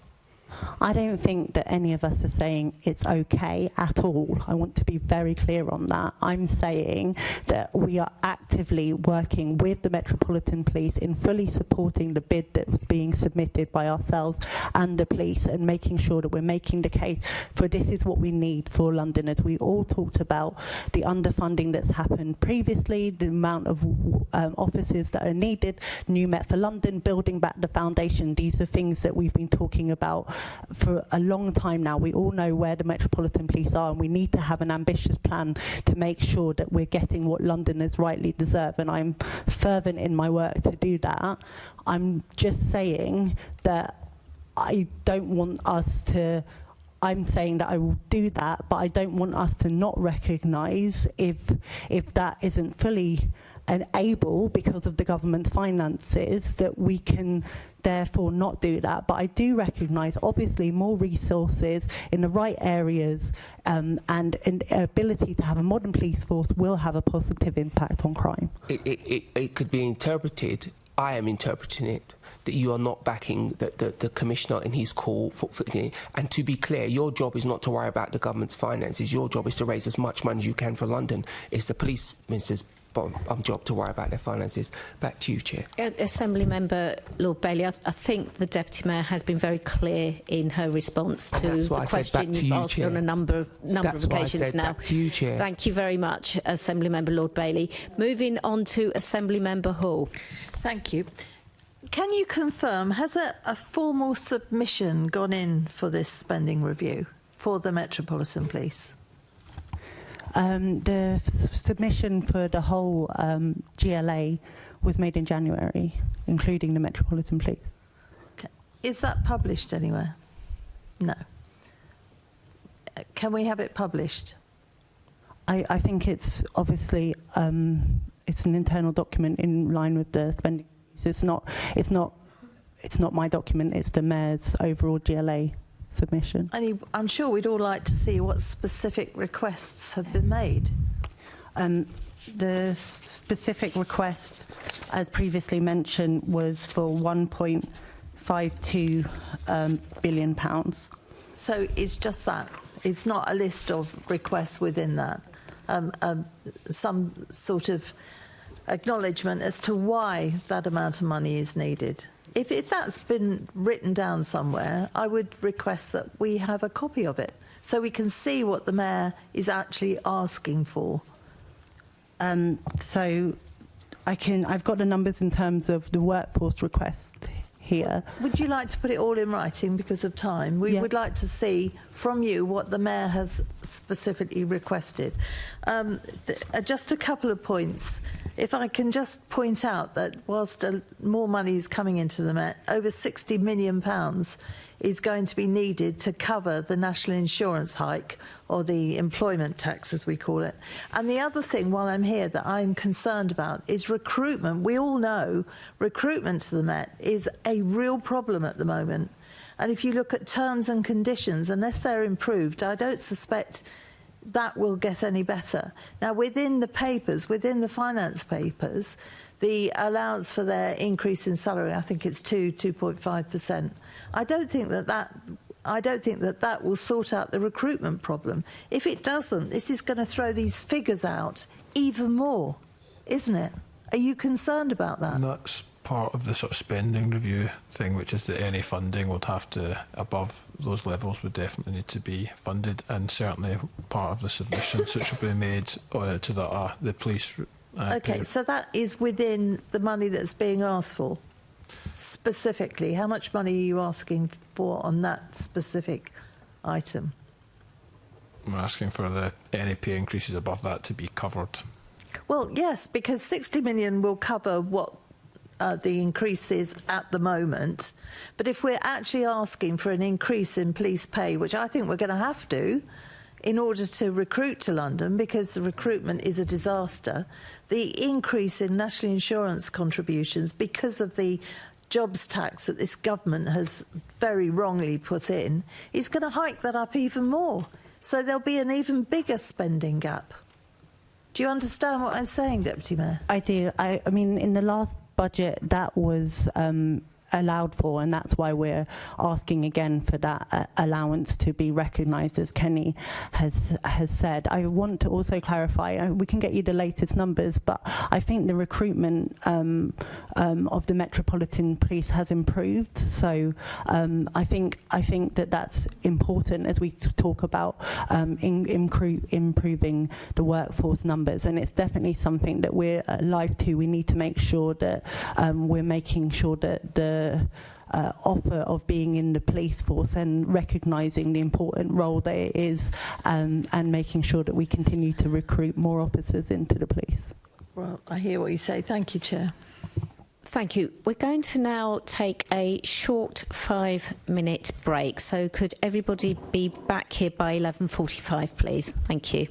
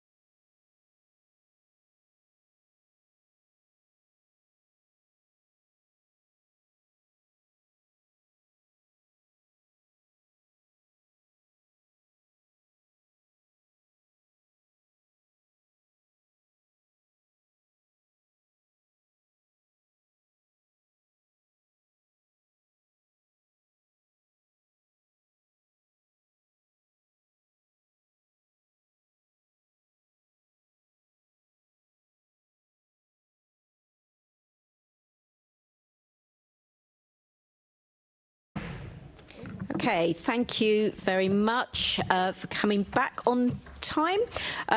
We are now moving on to Assembly Member Garbett. Is it me, or have you done your... Oh, I thought it was Emma. No. Which question are we on? Sorry, we're on question 13. I thought that was Assembly... I think we're Member... 12, aren't we? Have we done 12? My apologies. My apologies. So, Assembly Member Garbutt, I think you wanted to come in as a supplementary after question 12. Is that correct? If not, we can move on to Assembly Member Hall. Yeah, but I don't know if Emma's asked the original one. I think we were on the people supplementaries after question 11. And then we'd finished those and we were on to question 12. Right, OK. Well, according to my notes that I read out previously, we are now on question... we're now on question 13. And that's Assembly Member Garbutt. No, it's not. What have we got? Sorry, so we had... so I was going to ask a question around the mitigations to protect frontline services. And then I believe Assembly Member Hall and Assembly Member... And then, sorry, I think you wanted a supplementary, and then I think Assembly Member Hall and Roberts were going to do the question after. Right, well, we've got those in order, but so Assembly Member Best, you want to ask... there's a question here for you to ask, is that correct? Do you want to go ahead and ask it? OK, cool. Thank you. Thanks. Just wanted to ask, as you just heard, around the mitigations being considered to protect frontline services and reform progress. And the progress on reform, sorry. In the budget submitted for this financial year, we were very clear in protecting frontline policing, public protection, and the ongoing work around MAT reform. Additionally, with the 32 million grant, the Mayor was clear that he wanted to see high volume crime partnership prevention realised in that, as well as obviously the work to reduce, where possible, the impact of the tough choices. Do you think that enough work has been done to mitigate those tough choices? I mean, we saw, and we'll get into it further, a lot of options on the table as to the services that were possibly at risk of cuts. Have we seen any further progress in protecting those reforms that are going to protect those services? Yes, there was 935 officer spaces that were that we previously thought in the original tough choices would have to be lost, so the additional money has covered that. I know this is likely to be a topic of questioning in a second, but we've obviously had to move forward with the decision around Royal Parks policing. However, the mitigations that the Metropolitan Police have worked through on that recognises, especially in central London, the need for additionality, so additional officers have been provided for those central parks covered, and so that is an illustration of how the additional money has been working through in terms of mitigation, but the work that we're seeing on the other tough choices is actively being worked through at the moment. So if we go back to the frontline services, obviously we saw quite a stark number of reduction to officers. What does that number look like now? I mean, the full allocation hasn't been done yet, so I can't give you that. But I know already, as previously mentioned, that 935 officers, moreover, have been protected with the additional money. the original money and the money that we have got through the Home Office gives conditionality around protecting neighbourhood policing and community officers. So we're making sure we're doing that. Additionally, I know this is something that Assembly Member Duval pointed out at the very beginning of our conversations around this, was moving, reshaping the Metropolitan Police to make sure that frontline officers were taken back to community policing, and so those roles that can be done by police staff could be doing that, can do that, and that's something that the Metropolitan Police are working through now as the budget has been allocated. To be clear, we're still looking at losing over 1,000 officers. Yes, yeah. I don't think, I mean, I know that this is something that has been conversation throughout this budget. I think we all know that the Commissioner has expressed how, because of the underfunding previously, there's no more, for lack of a better, there's no more small choices to be taken. In the way that the Metropolitan Police budget is structured, is you get to officers, it's a heavily revenue-based budget. So the tough choices were rightly characterised in that it does mean an officer reduction. That's something that we've sadly been very conscious of the whole way through. Because obviously when you're talking about the allocations to the Met, we're talking about yearly rise on rise on rise on rise of allocation to the Met's budget, but not keeping pace with the funding the Met needs to operate. That and that, just to be clear, that's the environment we're talking about, isn't it? Yes. So, yeah. Yeah. Okay. I just wanted to be clear on what we're talking about, and then the. Sorry, just to clarify, you mean that the allocation hasn't met with demand? Yes. Yeah. So because you're talking about the historic with the Met, and so I just want to be clear that there has been rises every year to the Met's budget. But it hasn't met the demand. It hasn't, and again with this government, the gap hasn't been met. So we're talking about a similar scenario year on year, where the Met budget rises, but the Commissioner, and I'd hope as well yourself, as this being your main concern, right? I think Assembly Member Bailey put it right earlier. Your concern isn't the financial position of the government, but the Deputy Mayor and the Commissioner believing that the budget isn't rising with demand. And that's the same picture that we're carrying forward this year. Yes, that's why we're actively lobbying for a budget that reflects the workforce and police force and demand that we need in London. I think the Commissioner's been very clear on that. And the only final question I had was just to come back to, you said earlier that the NIC grant had been reinstated. I just want to be clear that the NIC grant wasn't taken away, but it's been increased. That's right. Yeah. Thanks. And my apologies, Assembly Member Best, for the confusion earlier. My scribblings get very scribbly in the margin sometimes. Assembly Member Garbett. Thank you. Just a question about some of the kind of deep systemic issues around racism within the Metropolitan Police and how this plays out for police officers. And I wanted to know, in terms of kind of costs around litigation and kind of settlements, and just how you're speaking to the Met about those kind of processes and the costs to the Met instead of kind of dealing with the systemic issues. Obviously, moreover, we look at the police's work to meet their ambitions in New Met for London around cultural reform. This takes a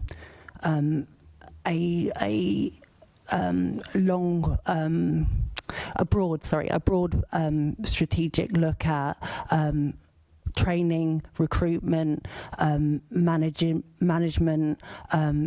development, and as we are going on to discuss vetting complaints, we monitor that in its completeness, and disproportionality is something that we look at throughout those lenses. I think, as discussed in a recent London Policing Board meeting, the police has done a huge amount of work to reinstate that leadership training, that new Met for London training. This was recognised through them coming out of Engage, that a lot of the things that needed to be put back in terms of its foundation are being put through, and it's about us continuing to push for those high standards and positive and inclusive culture. Something that we've been actively looking at recently is the London Race Action Plan.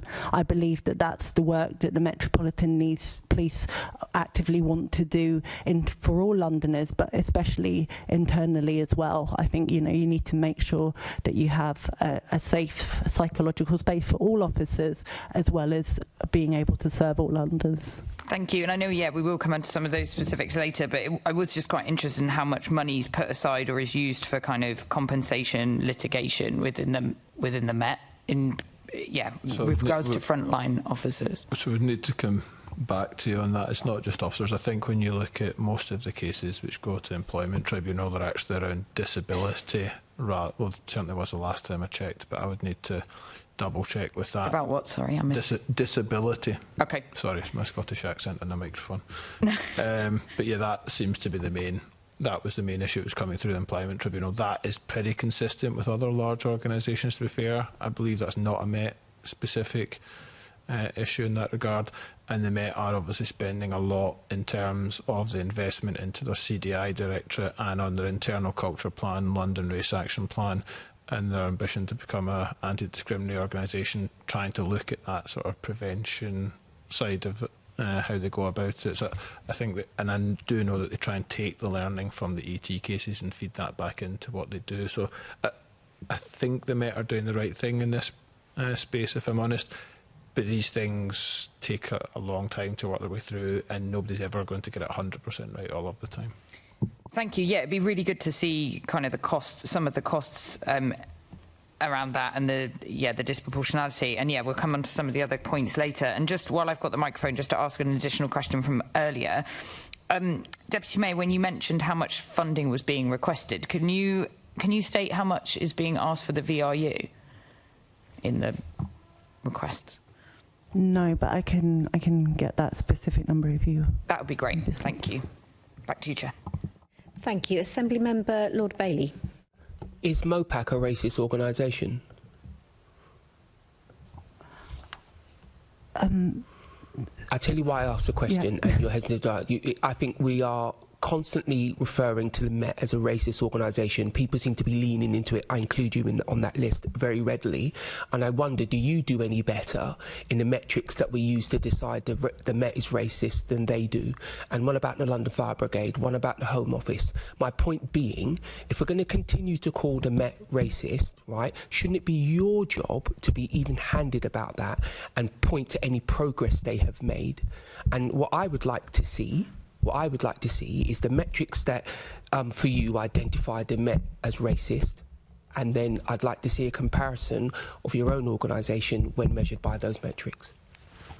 I want to be clear that it is my values to make sure that all organisations do the work to be inclusive organisations, obviously across the protected characteristics for all. I mean, we're just discussing disability, so it's important that we do that. I think the Casey review was stark in its assessment of the Metropolitan Police at that time.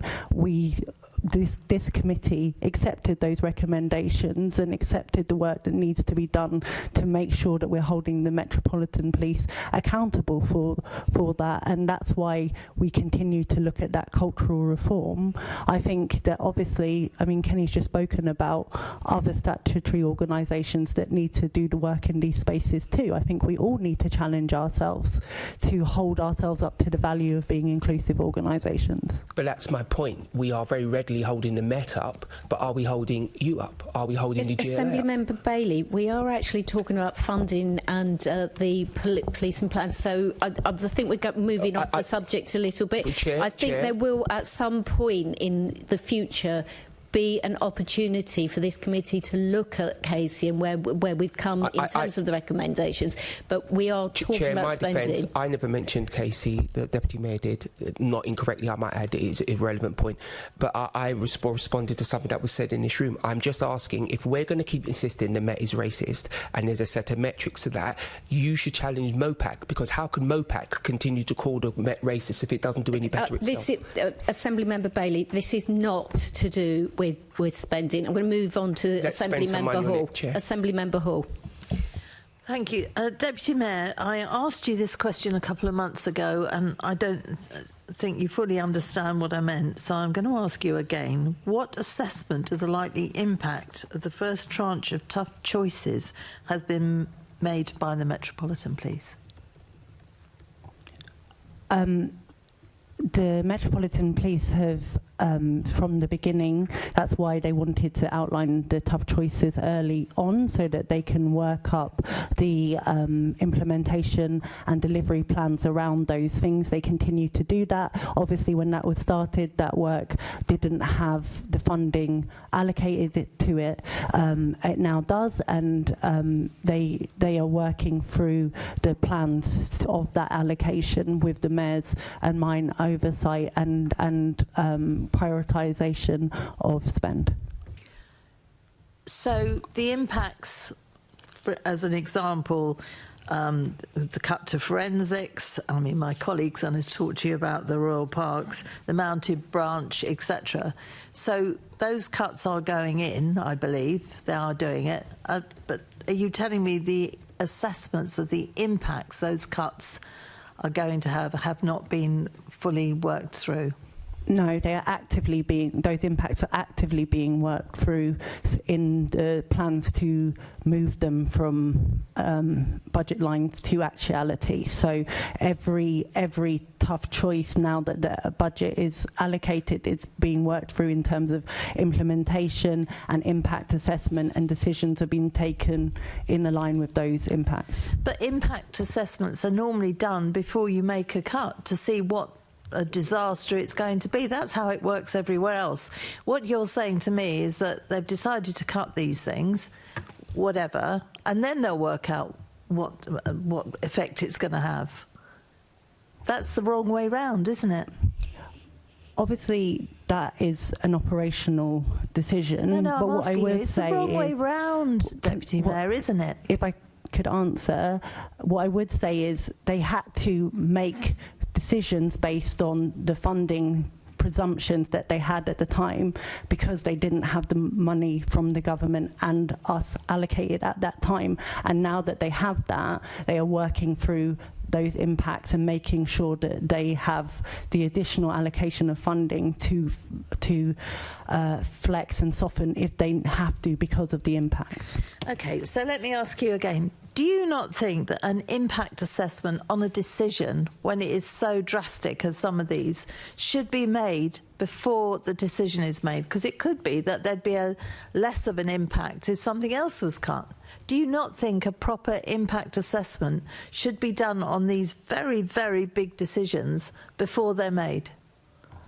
I think that the Commissioner rightly looked at the areas of funding and the protection of things like neighbourhood policing, public protection, and the reform agenda with rightly decided as the right areas for protection because of the impact that you're discussing. So the expertise that him and his team have in this area looked at in the overall budget plan and allocated the tough choices obviously across the whole Metropolitan police force, and therefore you know, to reach the numbers that at that stage they thought they would may have to reach. And now that the funding has been fully allocated, they're working through how those additional impacts.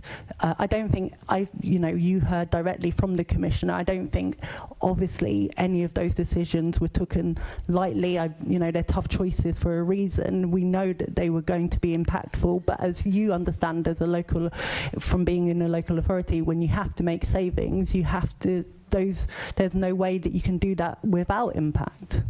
Well, on running a business, any of us that do that have to work out, if you're going to make a decision, what impact is that going to have? So impact assessments are very, very important. And when you're looking at taking money away from forensics, Royal Parks, mounted branches, places like that, they are going to have a massive impact. So you're basically telling me that the Commissioner and his colleagues looked at it and from experience thought, we'll just do that without any impact assessment being done first. That's what you've actually just said to us.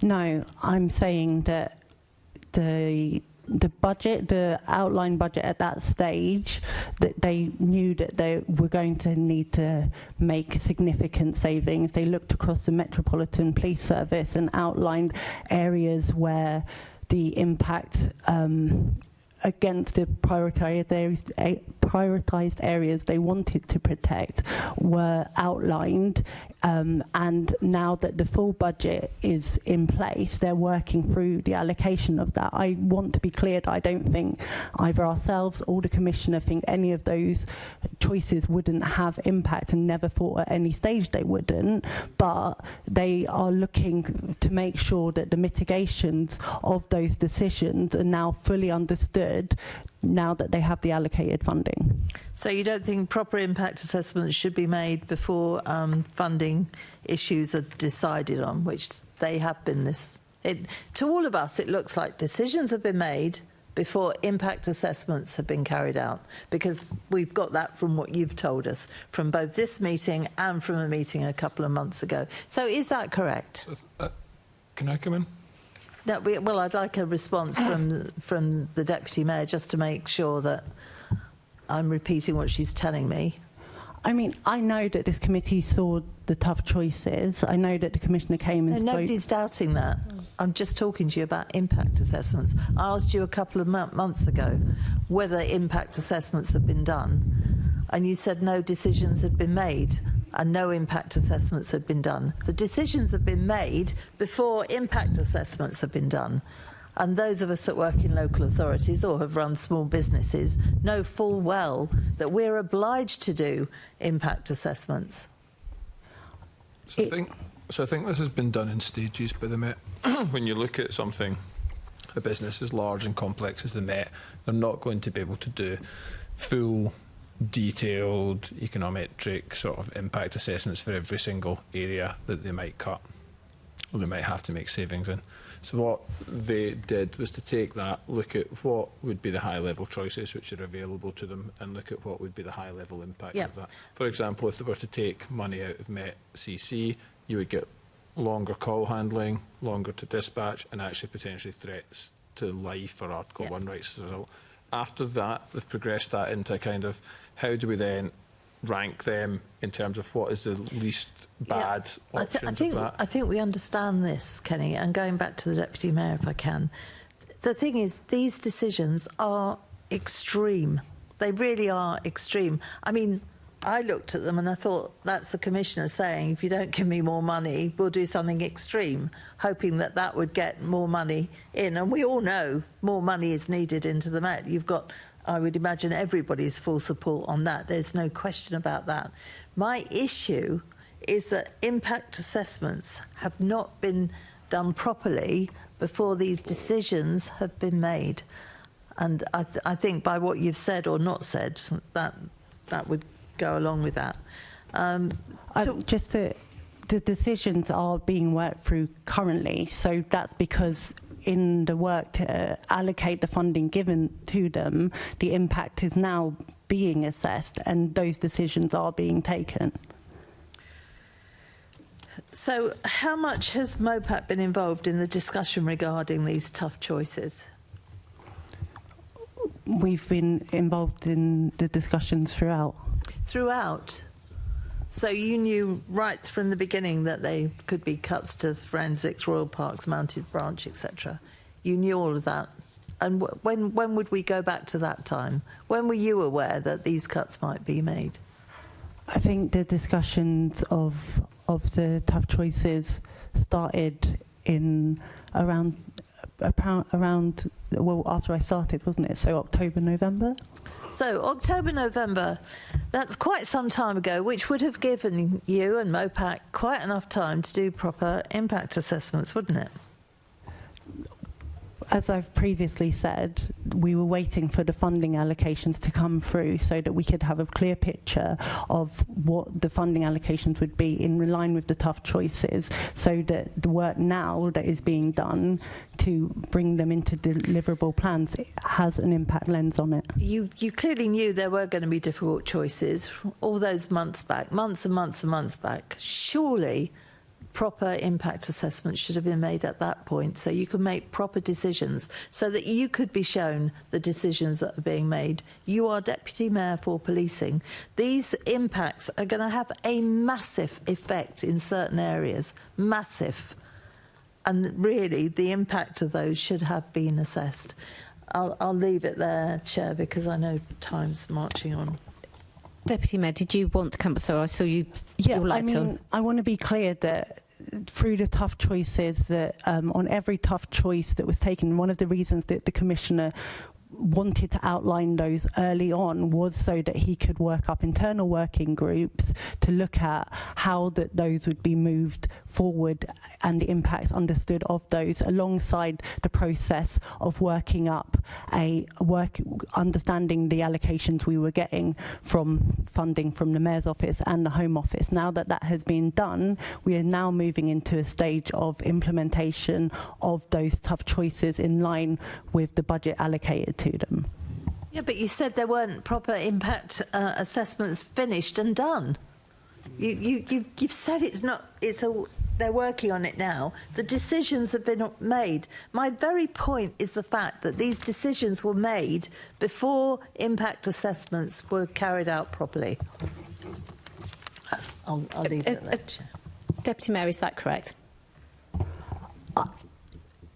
No, because they outlined a budget. The budget didn't have funding allocated to it. They outlined the budget so they could have a working understanding based on the assumptions at that stage, and start to have, we're talking about thousands and thousands of roles here. They can't take those decisions obviously lightly, and they worked those working groups up in line to do those. Those things have shifted. We know originally the tough choices list was much longer. Those shifted through after the initial spending review and continue to be worked through with the impact of those services fully in mind as the allocations are made. So has MOPAC helped with these decisions and with the impact assessments? We've been in continual discussion throughout. And yet we still haven't got proper assessments in place. Okay. I'll pass back to you, Chair. I think, from my understanding of what the Deputy, and it's a very important point, but I think the Deputy Mayor has said that it's an ongoing process. Is that correct? So that's my understanding of it. We've heard what the Deputy Mayor said, and it's on record.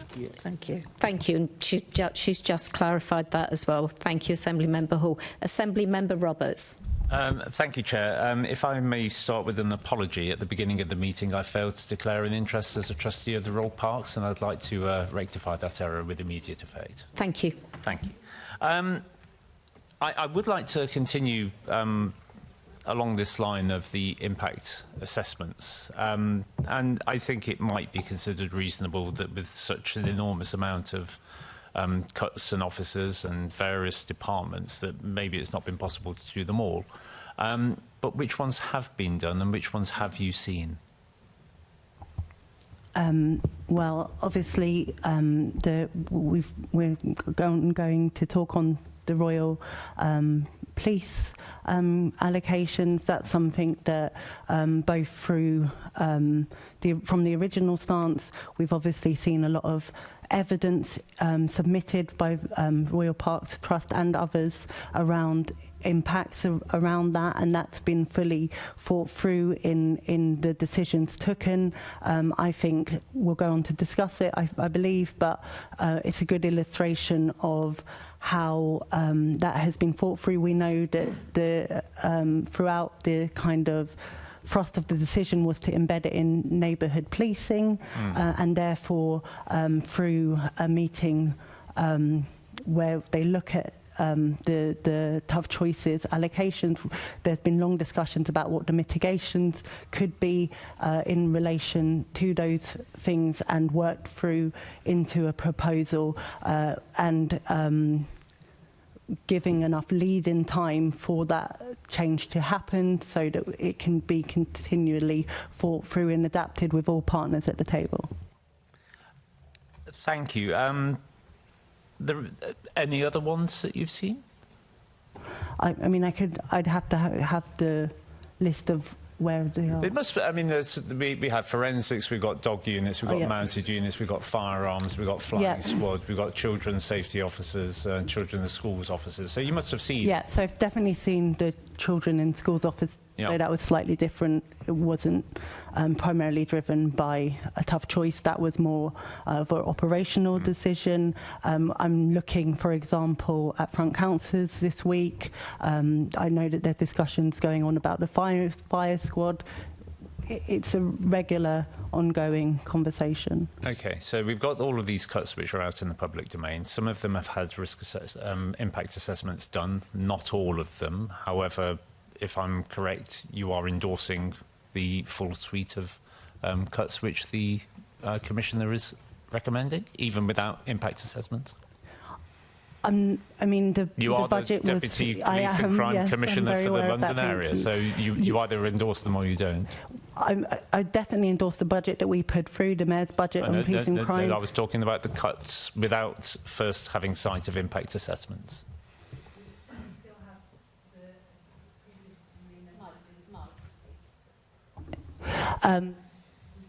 Oh, no, it's gone again.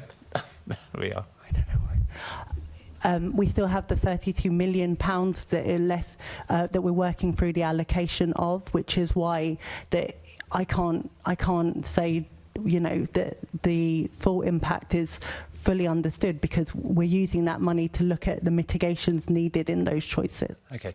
Maybe the fingers away from the buttons might help with the with the microphone. So theoretically, then, if we're still looking through all of the impact, if there's still 32 million to be allocated, we could, before the 1st of November, reverse the decision to cut entirely the Royal Parks OCU. If that's the train of thought that you were just going down. Oh.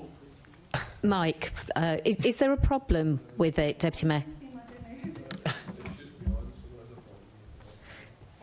Okay, we're just sorting that now. Time.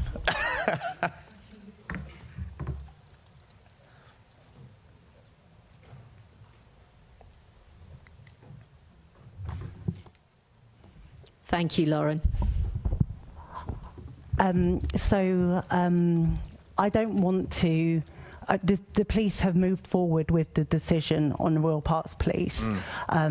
They are obviously looking to implement that in November. They are in active conversations with all of the parties about the work they want to do to make sure that they can do that as safely as possible. They obviously have expertise in policing other parks that are not under the Royal Parks Police, so they're looking at that. They've looked at an uplift in neighbourhood officers in the central zone, recognising the additional footfall of those parks. So they are working that through, but the decision has been taken. Okay. I wanted to come on to those additional officers for the central parks. I understand it's 14 new additional officers for BCUs adjacent to the central parks, with 3 coordinating roles, I believe. Okay, so that's new resource. It's additionally allocated resource, which is to be welcomed. What about Greenwich? What about Richmond? What about Bushey? When will they get their additional allocation of officers?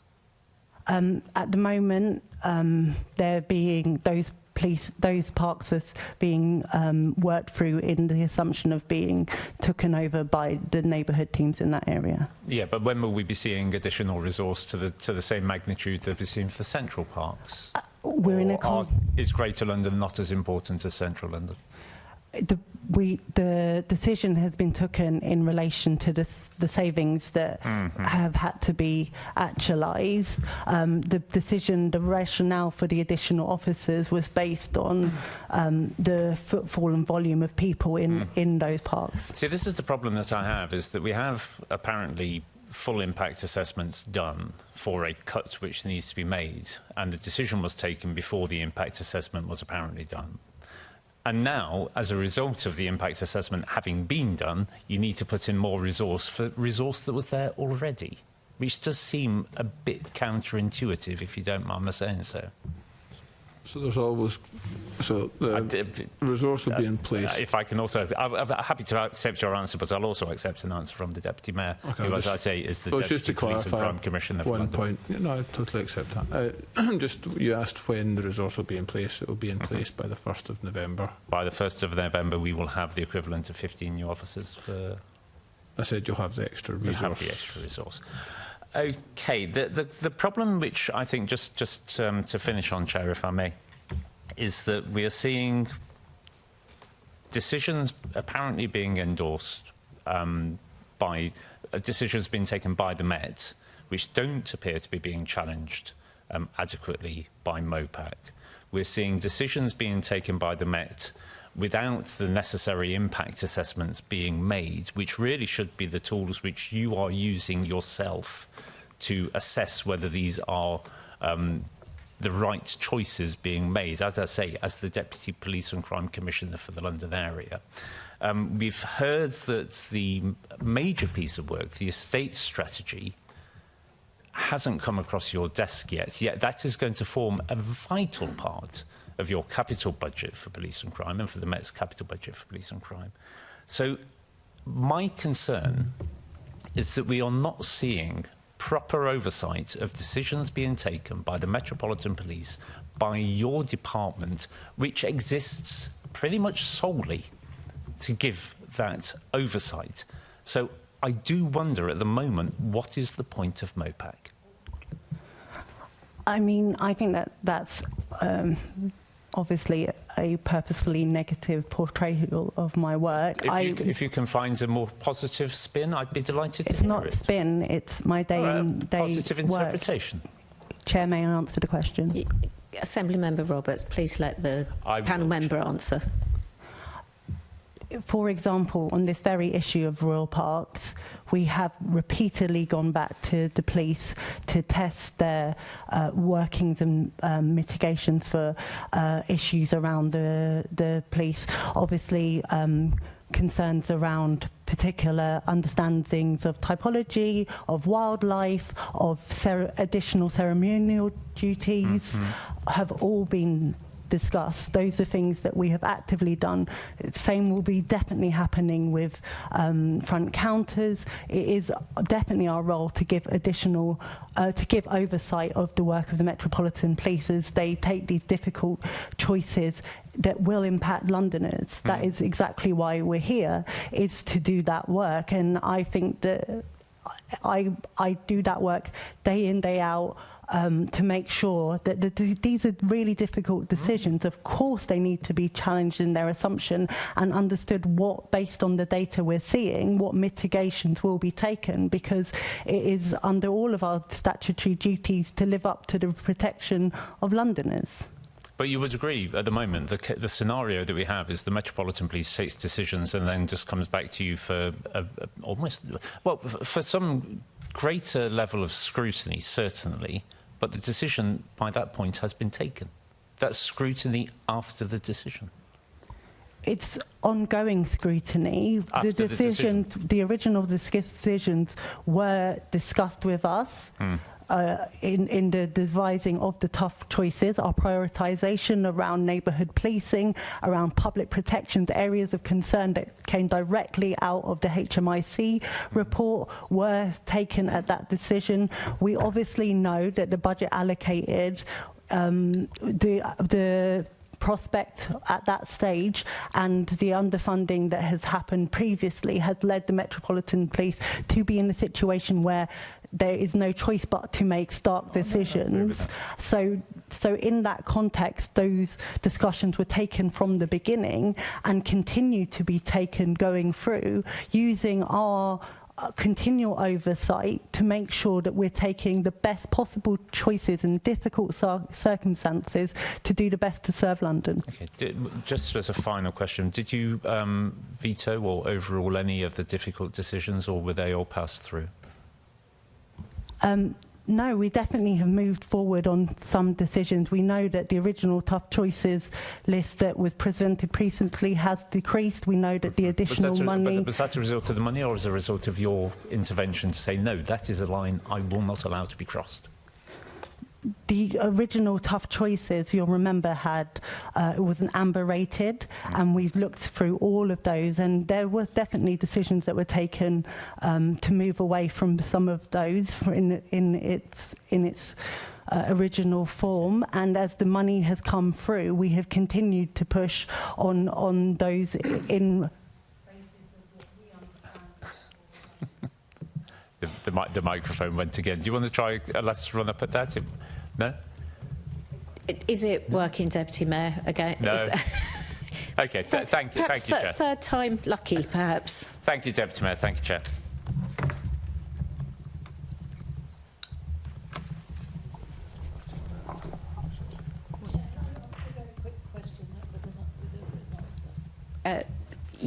Let's just get this mic sorted out first, please, Assembly Member Hall. Is that working, Deputy Mayor? Yes. Right, yes, the Assembly Member Hall. Very quickly, you told Assembly Member Roberts that you've seen a couple of these impact assessments. Can we have sight of them, please?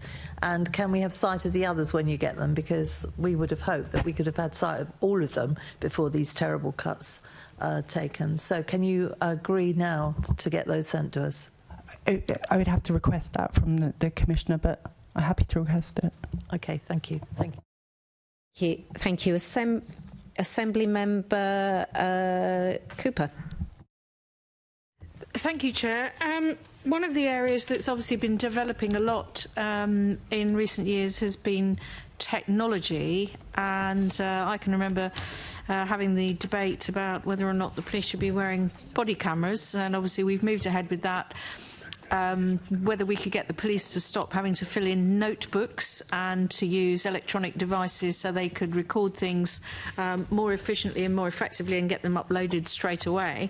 And obviously also things like facial recognition and that kind of technology as well, so surveillance. And every second constituent of all of us, I'm sure, has a Ring doorbell, so there's endless amounts of camera surveillance now all over the place. So I just wondered where we were in terms of the amount of money that we think might be coming towards any kind of new technology to help the police with, back office improvements in terms of their performance, or indeed the external technology that is used in terms of fighting crime. Thank you, Assembly Member Cooper. Yes, in this budget, we've committed 281.2 million towards digital data and technology for the Met over the next 4 years.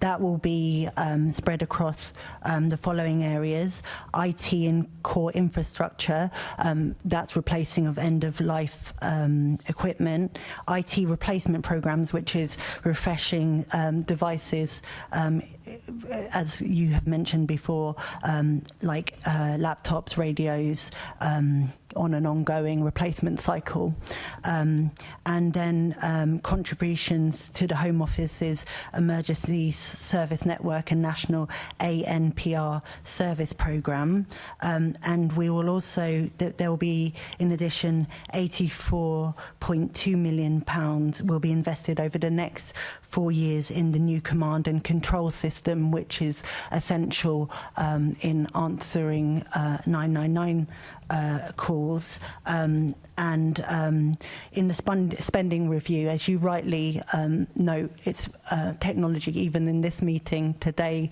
we note the use of possibly using AI going forward. So in the spending review, we've requested an additional 85 million to allow more advantages through tech. I mean, I'm glad to hear that there's money going in, both from the mayoral precept and also that you've been requesting more from the government. However, having had various of these discussions in the past with the Met, there have been difficulties, let's just say that, with some of the previous implementation. And obviously part of the MOPAC role is going to be monitoring that we are getting value for money in terms of the procurement, but also the deployment of new devices, new laptops, new radios, whatever it is going ahead in a timely fashion. So how is MOPAC going to be scrutinising the Met going forward? And I have to say the history, in my opinion, from previous discussions over the 9 years that I've been an Assembly member, has been a bit woeful in terms of the Metropolitan Police implementing new technology. It's not been good. I mean, we definitely do continue to look at the implementation of these sometimes huge allocations of funding, but also new systems. We all know from our own lives, every time there's a new IT system, it takes, time to embed, and we're talking across, obviously, a ginormous workforce, and actually the current command and control system, it's not called that, but the system they use to answer 999 calls currently was created in the year I was born. So we're talking about very outdated systems. It's huge amounts of funding and implementation to get this right. We do have very strong oversight in these areas. We know, for example, that we see through our data in terms of reporting the issues that have happened previously with some of and I think we've discussed it in this committee, some of the new technology systems around Connect. That is something that, we see in the data, and we directly challenge on the improvements of those, and we will continue to do so. I think I'm clear that as well, that going ahead, when we're using more tech-enabled issues, that we need to have a real clear framework around our role as MOPAC within that, from what may be seen as small administrative use of AI to obviously something larger like LFR, that we need to have the right proportionate level of oversight in that space. And I think we might come on to talk about it, but it's something that we're working through with the ethics panel about what we need to see in line of that oversight. So maybe, thank you very much for that, Deputy Mayor. Maybe, Kenny, we could drill down into the detail of how that scrutiny is going to take place as these new things are implemented and deployed, making sure that we're still getting that value for money. Because I know that, there have been a lot of delays in the past, and obviously, more and more tech-enabled crime, more and more tech, cybercrime and so on and so forth, but also using, we started the meeting by talking about AI assisting us with the note-taking. Obviously, big data and mining through all of that information can be done very quickly by, computers in the way that, and these large models that learn all the time, whereas, 6 humans might have to take thousands of years to come up with something. And obviously it's very helpful with enabling us to discover, wrongdoing, sometimes of very significant proportions, up to what terrorists are doing. How are we going to scrutinise what the Met are doing with this implementation of using this money that, if we get the budget through the CSR, but also the additional money that's going in? So I think there's 4 ways, probably.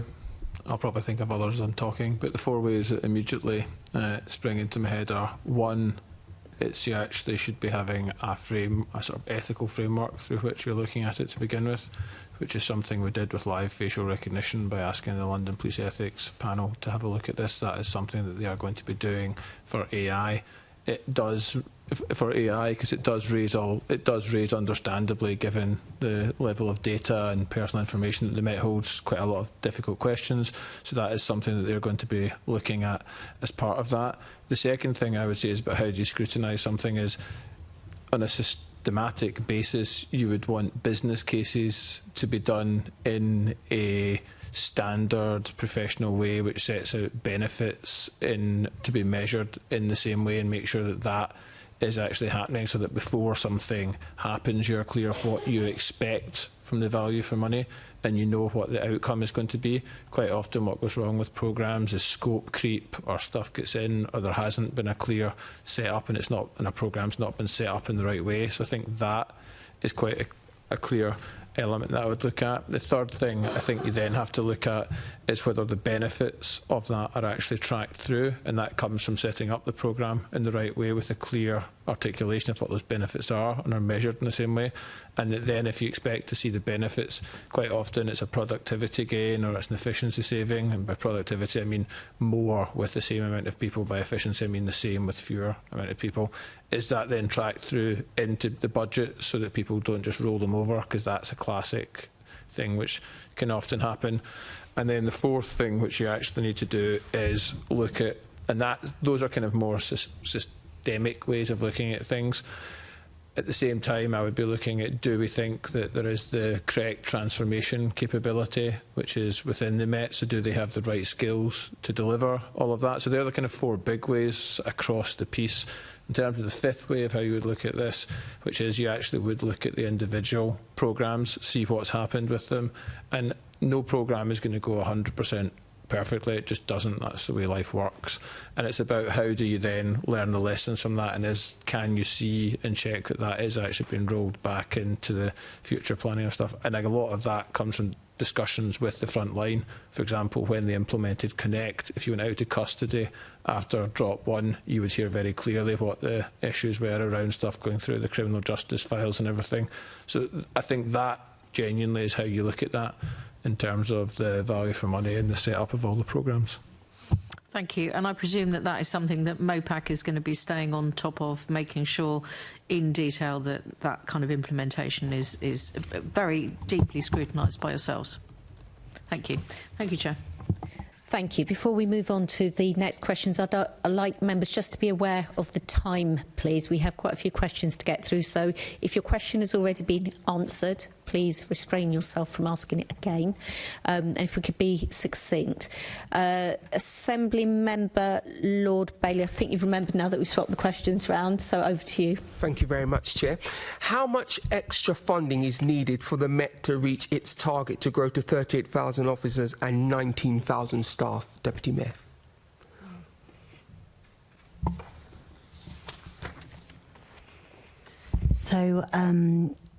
So that's based on the 1.52 billion that would see the Met grow its workforce to 49,614, of which 33,432 would be officers.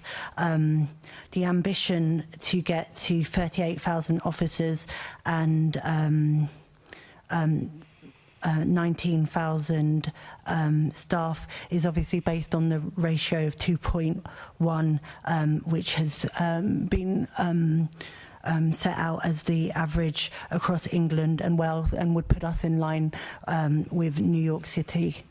Yeah, but how much money do you need to do that? So that's the 1.52 billion that's gone. So is that 1.52 billion? Isn't that what you've requested already this time? Yes, that's for the period over the spending review. That's what the Met consider can be recruited to over that period. Therefore, that's what we've taken. That's what we've calculated at this moment. We haven't looked beyond, given it's not realistic at this stage to recruit to that, what the longer-term ambition would cost, and that will depend on various factors, sort of way beyond a mid-term financial plan, which we would need to look at in due course. So, Deputy Mayor, you're telling me there is no figure for getting to 38,000 officers, 19,000 staff. Is that what you're saying? So the budget that we've put in would get us to 49,614 by the end of 29. Yeah, and I'm asking, what's the bit you need to get to your 38? So that's understandably, when we're putting in these bids, what we do is look at what's realistic over the time frame we're being asked for the money for. That, if we got that money, that would take us up to 33,432 police officers over that period. At that point, we come to new spending review. We would look at the wider factors, but that wouldn't affect that there's an ambition to get to 38,000 and 19,000. And at that point, we would start again recalculating the cost to get there. So what you're saying is, Deputy Mayor, there is no figure to get to that, but that's not extraordinary. You will calculate that when that happens. Is that what you're saying? Yes. Okay, it would have been very helpful if you had just said that. But doesn't that mean that then getting to the Mayor's manifesto pledge of 1,300 additional officers, you're behind? You're never going to make that now, are you? That's a fantasy, isn't it, from this point on? No, because we've already seen the additional officers we want to see to the front line. I think from memory, that's been an additional 552 dedicated ward officers and 230 approximately PCSOs in this year alone. So we're actively working towards increasing those numbers, and obviously that will continue with the funding that we have now to increase those neighbourhood officers, and if we get the money through the spending review in line with that, we can go further. So if you don't get the money from the spending review, you will have to cut officers, is what would be the inference from what you've just said?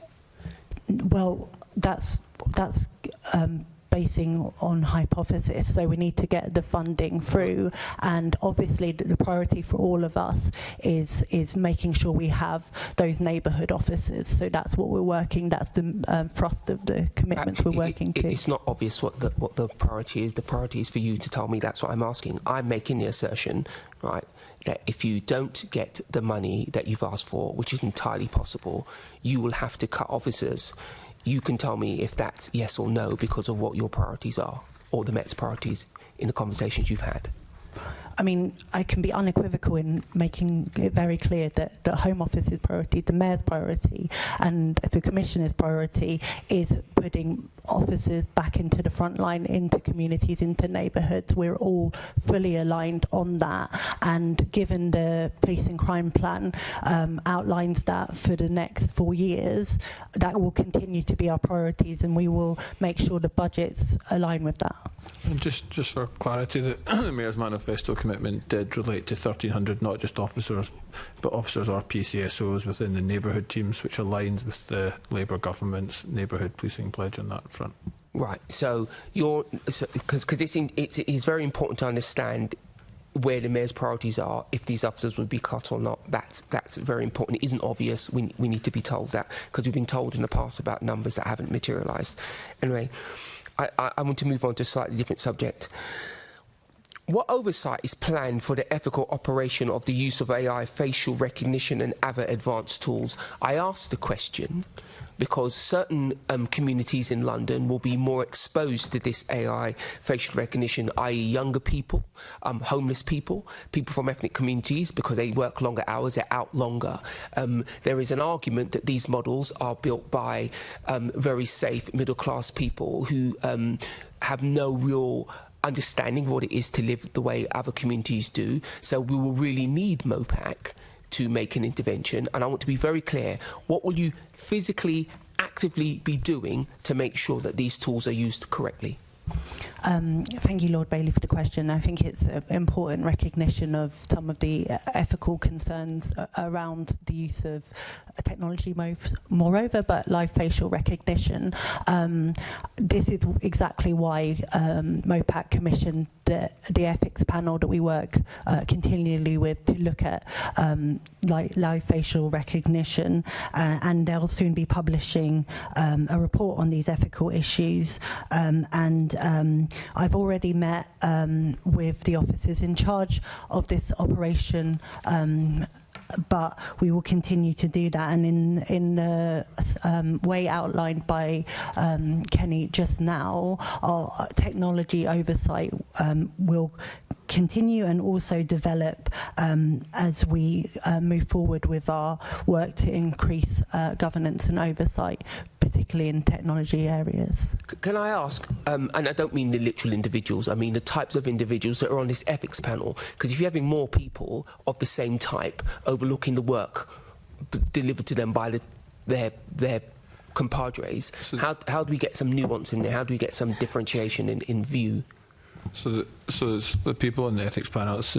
Professor Suzanne Shale is the lead on it. You have other leading academics, mostly ethicists and people like that, and they look at this and provide the framework for it. To be clear, though, looking at oversight of this, we do that in MOPAC in terms of its operation. We go out and see it on the ground. We look at we know that there is very limited, in fact there's no bias if you set the threshold is 0.60, I think it is, which has been confirmed by the NPL, which is the National something beginning with a P laboratory, which looks at all of this. We look therefore at the number of false positives which come through. We look at the arrests as a result of this, and we try and understand what's happening. Now, when the NPL looked at this, they said 1 in 6,000 in terms of the false positives of people going through it would be quite a good, would be to be expected. Actually, in terms of the MPS deployments, we're seeing it at a far lower level than that. So, like, I think it was, 1 in much more than 6,000, which is a very good sign. When we did see a couple of false positives, at one point it was the MOPAC suggestion to the Met that they increased their threshold to make it even more scarce. I think it went up to 0.62 or 0.64. I can't remember exactly off the top of my head. That was accepted by the Met, and they have done that. So this is an area where I'm very confident that we and the Met are in lockstep on that, and our oversight is having a real impact on it. I don't want to get too meta on you, Deputy Mayor, but if the model is built by people who think the same, it will give them the answer that they want. I want to be reassured that you have people in the conversation very early on who are not academics, who are not police officers, who have absolutely no idea how these things work, but know an awful lot about life on the street. Where's their voice in the conversation? I'd respectfully suggest that most, if not everybody in MOPAC is not those people, because you are all, you know, highly trained, well-paid professionals, and I'm arguing for the communities that don't look like that. And I understand Kenny's answer. It sounds great from an academic, sterile environment, but policing live facial recognition will be dealing with people at the grubby, tough end of life. Where are they in this conversation? How is they being brought to it? What is going to happen for them? I think that that's a really important challenge, Lord Bailey, and I think that that's the reason we want to continue to improve our community scrutiny work, making sure that we've been working intently with the pilot in Hackney, but this is a model that I really want to drive through across London so that we can address those concerns. We do actively hear from organisations and communities who do have concerns in this area, and so in our work to do that oversight, we must be reflecting those insights from those people who have rightly come forward with concerns. And moreover, we try and make sure that the tactics that the police use to positively drive outcomes on crime are taken in the most ethical and high standards possible. And the work that the Metropolitan Police have internally in terms of their independent advisory group, groups, alongside the work that MOPAC does with our community engagement work, all feeds into that oversight. But I think that we are rightly on a continued journey to make sure that that public scrutiny and community scrutiny is developed. I accept. I like the concept that it's an ongoing journey. I accept that. That's very welcome to hear. What would be really helpful is to look at the methodology behind these groups and what they're trying to achieve, because I'm really interested in who are on them, because we are potentially have a tool that will be very useful, or we have a tool that might victimise certain people. And what I'm worried is once a person's in the system, anything could happen to them, and if they're incorrectly in the system, that is very, very unjust. We will return to this, I imagine, in the future. Thank you, Chair. Thank you, Assembly Member Lord Bailey. Before we move on to the two supplementary questions that we have about this issue, I'd like to let you know that we are, partly because of time constraints, but because we're now aware that on the question and answer session on the 18th of June, we will be having a senior ranking Met officer. So therefore, the vetting process questions will be asked then, and more appropriately of the Met at the time as well. So the next question is from Assembly Member Garbett. Thank you. Just to follow on from some of the questions from Lord Bailey around the live facial recognition. So it was interesting to hear, Kenny, you talking about business cases, because I asked about a business case for live facial recognition and was told that there isn't one. Because it's likely that any spend did not constitute new investment and therefore it sits outside the requirement of IPG scrutiny. So there's no business case for live facial recognition. There's no formal evaluation that I'm aware of. There's no impact assessment, which we've discussed here, and many Assembly members show their support for the need of impact assessments, yet we're seeing it being made permanent in Croydon in the next few weeks. And I think that's incredibly concerning given there's no regulation around it. So it's a permanent stationing of it in certain areas of Croydon. It's not going to be permanently on per se. So there was the ethical framework around it, which started. 2, there was a national. Checked what the P stood for, physical laboratory, to look at that from an equalities perspective, which showed how that's done. And there was obviously the Bridges South Wales judgment, which set out the legal framework through which. But do you think there should have been a business case for it from the Met, considering it is such a new form of intervention that they're using? Should it have had a business case? So I think. So business case for me means a business case in terms of investment amount. I think the Met will have put together and looked at the operational case for why this should be used, and looked to see whether whether they thought it would be an operationally useful tool, and I'm sure that is something that the Metropolitan Police will have considered. I just think, given the frame that you put earlier about how important business cases are, to look at creep, to look at how it's used, to look at new technology use, it alarms me that there isn't a business case. But I know we're short on time, and I just wanted to quickly ask the Deputy Mayor. You mentioned earlier that there's a gap of protest policing of 180 million, and I wondered if that takes into consideration the Court of Appeal judgment around the government breaking the law around its use of the more minor disruption framing. So I wondered if it's pre or post that judgment. And also, I know you met with the Quakers of Britain, and I know we're short on time, so I won't use much time explaining what happened at Quaker Meeting House, but I know that they're asking for more kind of guidance around facilitating peaceful protest, but also protecting places of worship. So I wondered if that's happened. So just on your first question, the 180 million is the police resource required to police the protest. It's independent of the case that you raised there. But surely if it's more than minor versus serious disruption, there's difference in the amount of police that will be needed for those two scenarios. So the original Home Office impact assessment of this came out in 2015, well prior to that legislation. So if that has been struck down, we're going back to the basis upon which the 2015 assessment was made. Ergo, there is no change. Okay, thank you. And sorry, the question on the Quakers. Quakers, they are concerned. Well, I know that you met with them recently. It was in your report to say that you met with the Quakers of Britain, and they're worried about, they've been asking about whether this is opportunity for better guidance around protests, which is one of the recommendations from our report from this committee, and also just what's going to happen to better protect places of worship from being raided. Garbett, I'm sorry, we are straying off the issue of funding now, so perhaps this is something that we can pick up at a later point, particularly as we're so restrained with time.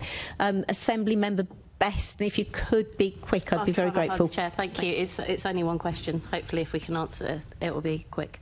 Coming back to the use of live facial recognition, obviously you've been on a journey yourself, Deputy Mayor. It was less than a year ago you were vehemently against live facial recognition. So I speak to you as someone that's in favour of it. Clearly, Assembly Member Garbett is somebody that has more concerns. But I think perhaps if you could explain your journey as how in under a year you've come from a place where you were vehemently against it to being in support, I think that might address the questions around oversight and use and why you are now in support of it. Thank you, Assembly Member Best. I think actually some of the contributions that Assembly Member Bailey put forward are reflective of some of the original concerns that I did have. I was then the leader of a council from a very diverse community, a community that sent a lot of representations to us about the concerns that they had on surveillance, on disproportionality, and I don't, as I said previously, I think that the tactics that the police use need to be those that keep Londoners safe, do all they can to reduce crime in London, but also are done in an ethical and proportionate and with the highest standards aligned to that. And what is important for me in my role to do is make sure through my oversight that there is that balance of those two things. And so what I have done in terms of live facial recognition is meet with the officers in charge of the design of this programme to discuss how it works, what are the concerns. I also have been out to a live deployment of it to see it in action so that I can get a visible understanding of how it is deployed. Had really interesting conversations about how the database is created, how the database is deleted, also the kind of offences that have come through. I think of particular interest, which we've discussed in this committee before, is those around sexual offences and those breaches around violence against women and girls. I think that's really welcome. And also the ongoing discussions with the ethics panel in this area, and understanding, for example, the question that Assembly Member Garbett just mentioned about its ongoing use and, whether it's visible vans or stationary cameras and all of the complexity that goes with that. That is to say that I don't think, and I've said this previously in the committee, I think it's right that those concerns from communities continue to push the Met to have the highest standards around the deployment of their tactics. Yes, but it wasn't around the high standards. You were in favour of completely ruling out ever using it in London ever. You said you were a leader of a diverse council. You're now the deputy mayor of a diverse city, right? That hasn't changed. And actually, from what you've outlined there, it seems nothing's actually changed over the year, but perhaps as the leader of the council, maybe you could have asked more questions about live facial technology before throwing it out of hand. So do you think, speaking as someone that's made that error previously, that you could do more work to speak to leaders across London to reassure them about this technology? I don't think that, I wouldn't characterise it as an error. I think that my concerns around disproportionality is exactly why the point around the accuracy of the cameras has been improved. So it wasn't an error because you said that you went and saw that and saw that you were wrong previously. So Assembly Member Best, could we let the Deputy Mayor answer the question, please? And I am, you know, I'd be really grateful if members didn't cut across panel members when they're speaking. Deputy Mayor, please, could you answer? Thank you. So I think that the question around the accuracy of the camera, the increase of that accuracy in terms of pixel resolution has been something that had been looked at and responded to because of concerns around disproportionality. I think how it is looked at in terms of one of the concerns that I've probed her on at the moment with the vans, it is very clear that those operations are happening in that area. Will the same level of clarity be driven forward in terms of if it was a static camera? What is the operational deployment numbers that go with these operations? Where is the balance between those deployment numbers as a deterrent of crime to the actual deployment of technology?